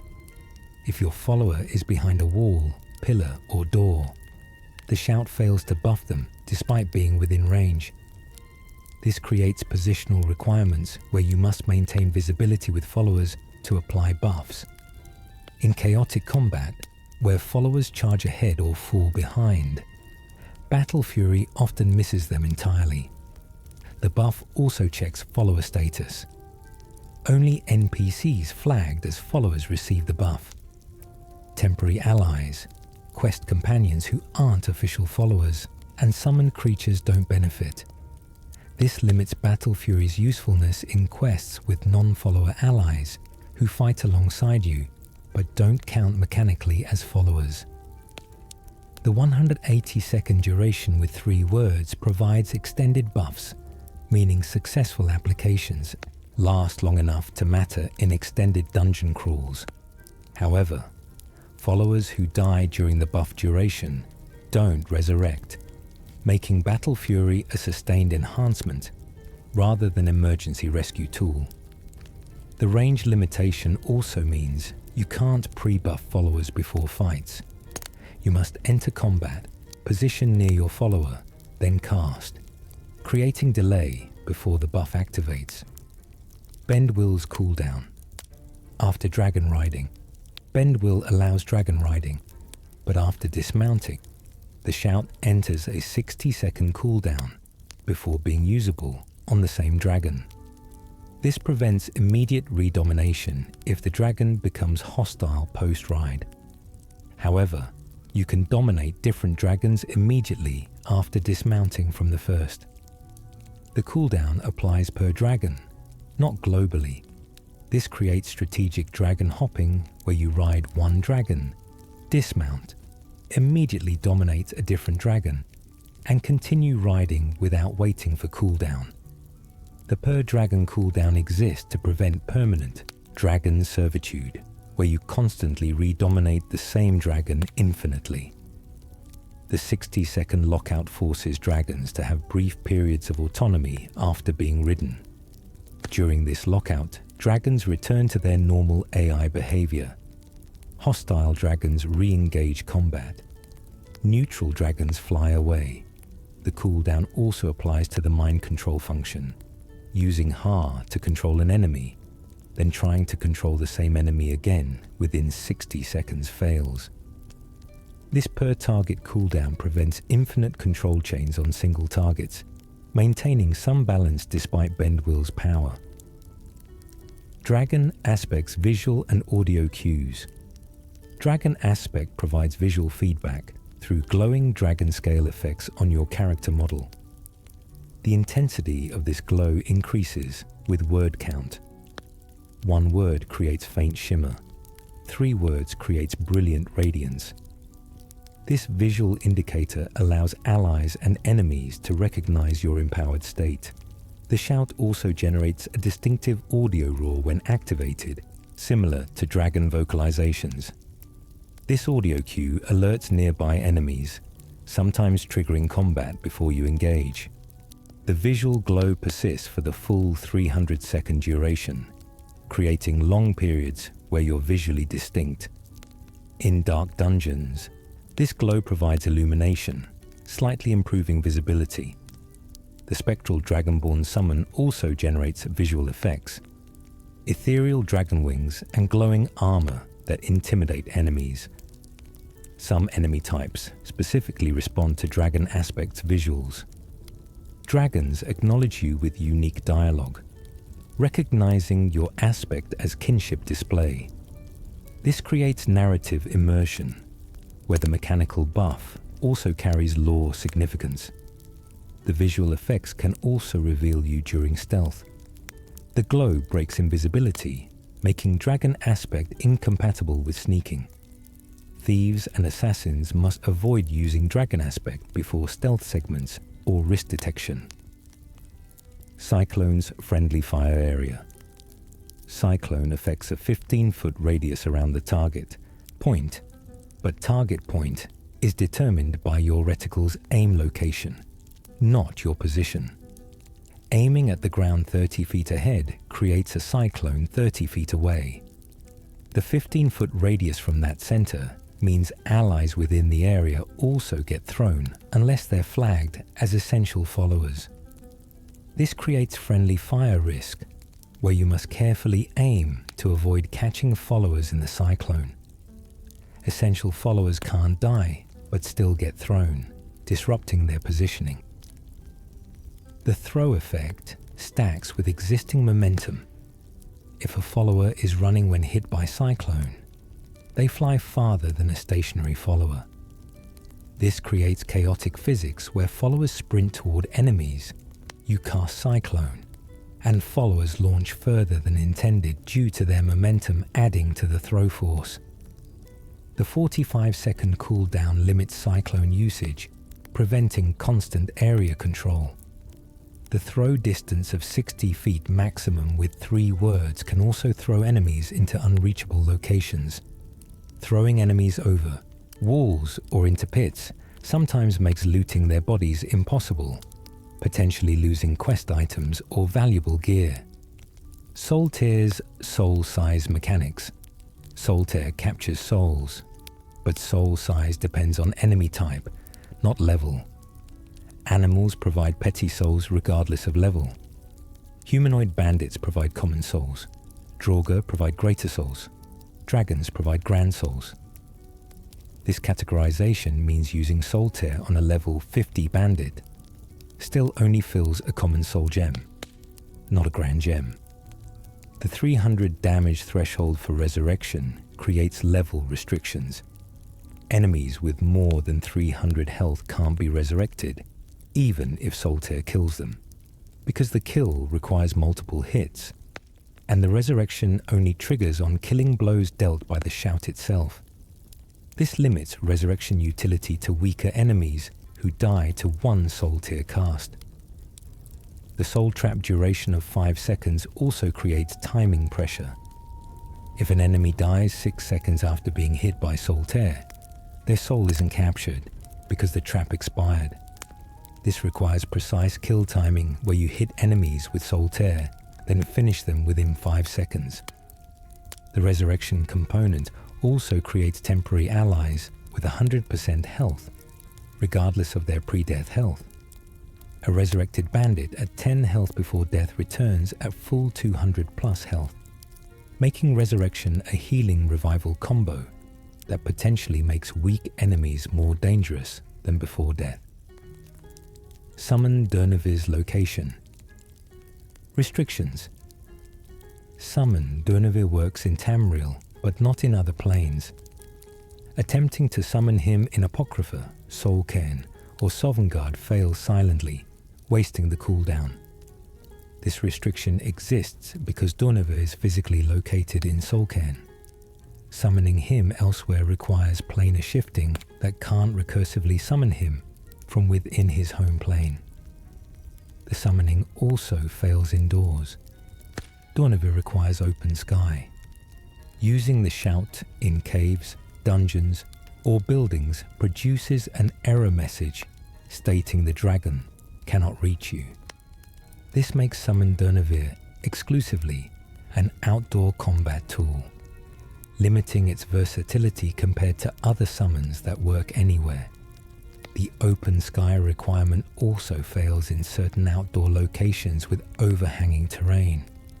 Deep valleys, heavy tree cover, or canyon bottoms sometimes register as indoors to the summoning system, preventing Durnavir from appearing.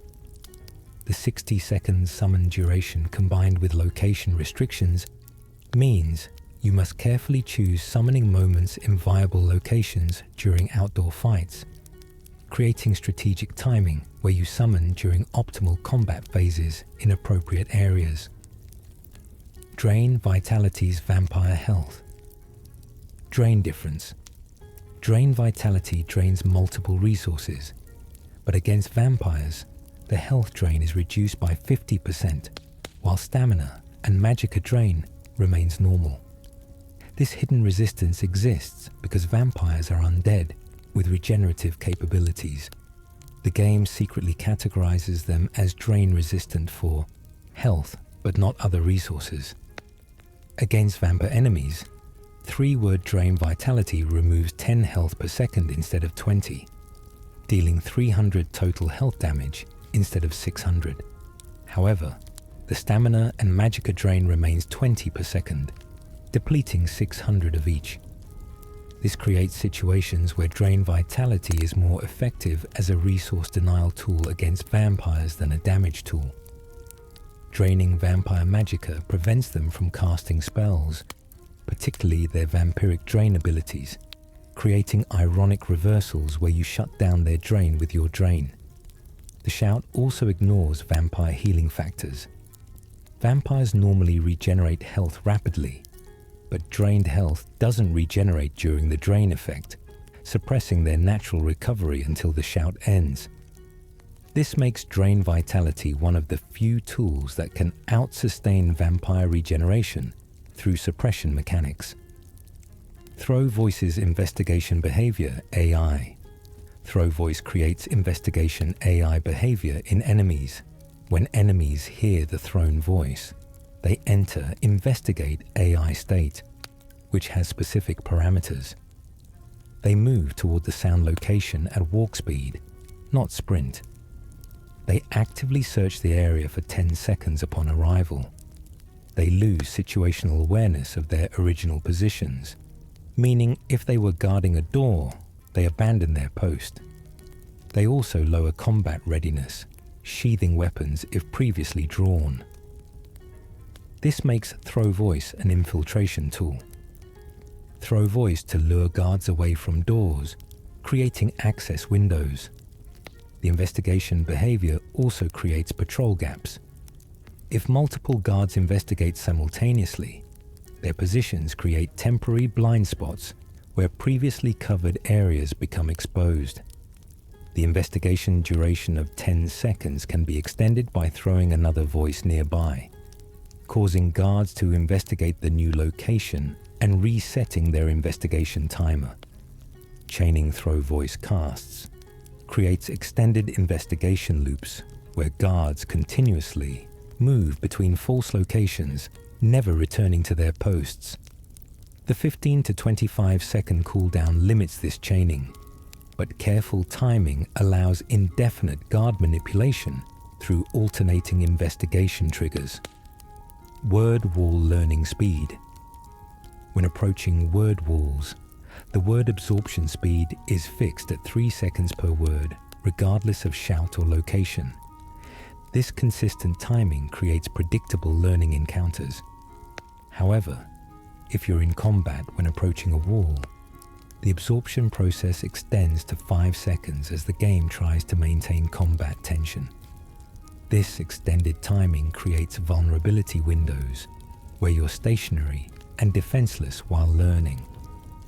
The absorption process also locks your controls. You cannot move, attack, or use items during learning. This creates strategic risk in dungeons where enemies might approach during absorption. The 3-second window usually feels safe, but 5 seconds in combat becomes dangerous. Some word walls are deliberately placed in encounter rooms where learning triggers combat, forcing you to learn under pressure. The absorption also plays specific audio. Dragon language chanting that sounds different for each word, though players rarely notice the variance. The audio continues for the full absorption duration, providing oral feedback of progress. If the audio is interrupted by external sounds, the absorption continues but feels disrupted perceptually. Dragon Soul absorption speed. Absorbing dragon souls after kills takes approximately 5 seconds from the moment the dragon becomes lootable. This delay creates vulnerability windows where you're stationary and cannot perform actions. During absorption, your character stands with arms outstretched, defenseless. If other enemies are nearby, this 5-second window can result in significant damage or death. The absorption locks your controls similar to word walls, preventing movement or combat. The absorption also grants temporary knockback immunity. Enemies hitting you during absorption don't stagger you. This immunity creates interesting interactions where you can position yourself in dangerous areas, kill a dragon, and use the absorption animation to tank hits without interruption. The immunity only applies during absorption. Before and after, you're vulnerable normally. The soul count also affects absorption visually. Absorbing your first dragon soul creates dramatic light effects. Subsequent absorptions use subdued effects. The game tracks total souls absorbed and modifies visual intensity accordingly, creating diminishing spectacle over time. After absorbing 50+ dragon souls, the effect becomes barely noticeable compared to early game absorption's dramatic presentation. Shout cooldown visual indicator. Shout cooldowns display as a blue glowing outline around your compass at the screen's top. This outline recedes clockwise as cooldown progresses, providing visual timing feedback. However, the outline's recession speed isn't constant. It accelerates toward the end of cooldown, creating perceptual timing issues where the last 10% of cooldown seems faster than the first 10%. This non-linear visual feedback makes precise cooldown timing difficult. Players often perceive shouts as ready before they actually are due to the accelerating outline. The outline color intensity also varies with shout power. 3-word shouts create brighter outlines than 1-word shouts. This brightness scaling provides subtle feedback about which shout version you last used. The outline persists across fast travel and area transitions. If you shout, then fast travel. The cooldown continues during travel and resumes displaying upon arrival. However, waiting or sleeping skips cooldowns entirely. Sleeping for any duration resets all cooldowns to ready, creating exploitable rest-based shout spam strategies. Shout interruption mid-cast. Shouts can be interrupted during the casting animation. Taking damage mid-shout has a 25% chance per hit to interrupt the shout, wasting the cooldown without producing effects. This interrupt chance increases with damage magnitude. Weak hits have baseline 25% chance. Strong hits have 50% chance. Massive hits guarantee interruption. The interrupt system creates counterplay where enemies can shut down your shouts through aggressive attacks. Draugr Deathlords and Dragon Priests specifically have AI that attempts to interrupt player shouts by attacking during casting. Their AI recognizes shout animations and prioritizes attacks during that window. This creates intelligent opposition, where high-level enemies actively counter your mechanics. The interrupt also applies to enemies. Hitting enemies mid-shout interrupts them with the same probability. This creates tactical opportunities where recognizing enemy shout tells, then interrupting with fast attacks prevents their shout effects. Bows and spells are optimal interrupt tools due to their range and speed. The key interrupt system makes shouting in melee combat risky, encouraging tactical positioning where you shout from safe distances rather than mid-fight. Word of power. Unlocking without dragon souls. Certain words of power automatically unlock without requiring dragon souls. The main quest provides several auto-unlocked words. Whirlwind Sprint from the Greybeards, Clear Skies from Paarthurnax, Dragon Wren from Ancient Heroes. These quest-granted words bypass the normal soul requirement. However, subsequent words in the same shouts still require souls. Learning Whirlwind. Sprint's first word free doesn't unlock the second or third. Those need dragon souls. This creates resource efficiency, where main quest shouts are partially free, saving souls for other shouts. The game also grants the second word of Bend Will automatically during the Dragonborn questline. These free unlocks represent story integration, where you learn through knowledge transfer rather than soul absorption. The mechanical difference is imperceptible in-game, but min-maxing players prioritize learning free words first to conserve souls for shouts lacking free alternatives. By main quest's end, you'll have roughly 10 to 15 free word unlocks, saving 10 to 15 dragon souls for other shouts. This resource savings allows completing more shouts earlier, creating power progression advantages. Multiple word learning from single walls. Some word walls contain multiple words of power. If you already know earlier words in the shout, if you visit a wall that teaches word 2 of a shout, but you already know word 2, the wall instead teaches word 3 if you don't know it. This skip-ahead system prevents wasted wall visits. However, it creates sequence breaking. You can learn word 3 before word 2 if you visit walls in non-sequential order. The game's learning order prioritizes filling gaps. If you know words 1 and 3 but not 2, finding any wall teaching that shout grants word 2, regardless of which word the wall was supposed to teach. This flexibility prevents players from being locked out of shouts due to missed walls.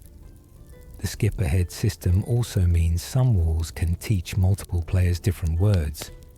Player A learning word 1, player B learning word 3, both from the same wall, depending on their current knowledge. This creates dynamic learning experiences where wall visits have variable outcomes based on individual shout progression. Shout Power Meditation with Parthenax. After completing the main quest, Parthenax offers meditation on words of power, granting enhanced effects. Meditating on force, grants force without effort.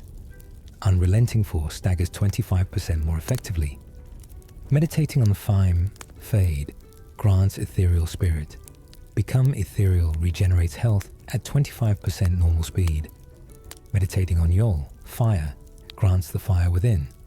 Fire breath deals 25% more damage. You can only have one meditation active at a time. Choosing a new meditation replaces the previous.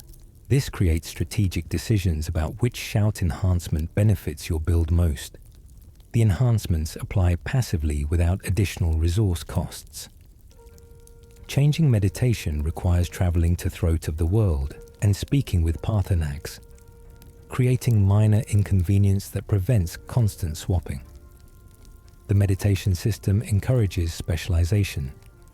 Choosing one shout to enhance commits you to that choice until you deliberately swap. The 25% bonuses seem minor but compound over repeated use. 25% more force damage over hundreds of unrelenting force uses throughout a playthrough creates substantial accumulated advantage. The meditation also provides lore immersion, where you study specific words deeply, rather than superficially knowing all words equally. Shout usage alerts. Nearby NPCs. Using shouts in cities generates crime notifications if the shout damages property or NPCs. Shouting unrelenting force into a market stall knocks over items, creating bounty.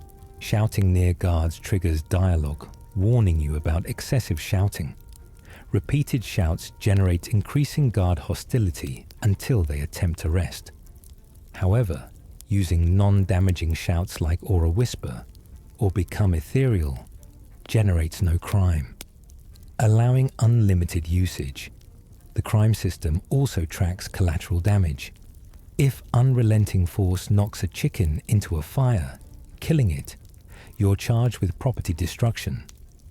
This creates absurd legal situations where shouting indirectly causes crime through chain reactions. The game's cause and effect tracking attributes all shout consequences to you, making AoE shouts particularly dangerous in populated areas. Some quests require shouting in specific locations, the Greybeard's training for instance. These quest shouts are crime exempt, preventing automatic wanted status during required quest actions. The exemption only applies during active quest contexts. Shouting in the same locations outside quests generates normal crime responses. Letter from Friend mechanic. Using shouts in inhabited locations triggers a courier system. After shouting, a courier eventually delivers a letter from a friend revealing nearby word wall locations. The courier appears within 24 in-game hours, intercepting you during outdoor travel. The letter provides map markers for word walls you haven't learned, creating guided progression. However, the courier won't deliver multiple letters simultaneously. You must complete the quest associated with one letter before receiving another. This creates sequential gating where you learn walls one at a time through courier guidance. The system prioritizes closest walls first. Shouting in Whiterun results in letters pointing to nearby Whiterun hold walls rather than distant rift walls. This geographical prioritization creates natural progression through regions. The letter sender remains anonymous, creating mystery about who's helping you. Lore suggests the Greybeards send letters, but this is never confirmed in-game. The courier system also sometimes fails. If you've learned all available words, couriers stop appearing, indicating quest completion. The mechanic encourages using shouts regularly to trigger courier letters, creating gameplay loops where shout usage generates learning opportunities. Greybeard word location requests. After completing the Horn of Jurgen Windcaller, Arngir provides word wall locations upon request. Asking, "Have you located any words of power?" makes him mark a word wall on your map. This service continues indefinitely until you've learned all available words. However, Arngir only provides locations for non-quest locked walls. Words behind quests like Dragonren or Bend Will aren't revealed through this service, requiring natural quest progression. The marked locations rotate semi-randomly. The game selects from available unlearned words rather than following geographic order. This creates unpredictable progression, where consecutive requests might send you to opposite ends of Skyrim. The service has cooldown gating. You must visit the marked wall and learn the word before Arngir provides another location. This prevents stockpiling multiple wall markers simultaneously, maintaining sequential progression. If you kill Paarthurnax, Arngir becomes hostile and refuses further assistance, locking you out of this guidance system. This creates consequence for the Paarthurnax choice. Killing him means manual wall discovery without Greybeard help. The location service also provides quest markers, distinguishing itself from the letter from a friend by creating formal quests with completion tracking, rather than simple mail notifications. Shout animation lock duration. Shouting locks your character in place during the vocalization animation. This lock duration varies by word count. 1 word locks for 1 second, 2 words for 1.5 seconds, 3 words for 2 seconds. During this lock, you cannot move, attack, block, or use items, creating vulnerability windows. The animation lock also prevents turning. Your facing direction becomes fixed once the shout begins. This creates timing challenges, where you must aim precisely before shouting, as mid-shout adjustment is impossible. The lock interacts poorly with enemy attacks. Fast enemies can circle behind you during shout animations, attacking from blind spots. The 2-second lock for 3-word shouts feels brief, but often proves lethal in intense combat. Some builds minimize shout usage, specifically to avoid animation locks, preferring constant mobility over shout utility. The lock duration also affects combat pacing. Shouting creates rhythm breaks, where action pauses briefly, then resumes. Skilled players incorporate these pauses into combat flow, shouting during enemy recovery windows when attacks won't interrupt. Underwater shout restrictions. Most shouts fail underwater. Attempting to shout while submerged cues the shout for later use. Once you surface, the shout automatically casts. However, the shout that casts is always the weakest version, regardless of how long you held the button underwater. This creates situations where you cue a 3-word shout while diving, surface, then the 1-word version fires unexpectedly. The automatic casting also triggers during unsafe moments. Surfacing mid-combat automatically shouts, potentially hitting allies or wasting cooldown on inappropriate targets. Some shouts work underwater. Aura Whisper functions normally, revealing underwater life forms. Become Ethereal activates underwater but prevents swimming actions, causing you to sink helplessly while invulnerable. Whirlwind Sprint functions underwater, propelling you horizontally through water at normal sprint distance, creating unintended underwater travel. The underwater restrictions exist because the game categorizes shouting as vocalization requiring air, but the mechanical implementation creates quirky edge cases where certain shouts bypass restrictions through technical loopholes in the code.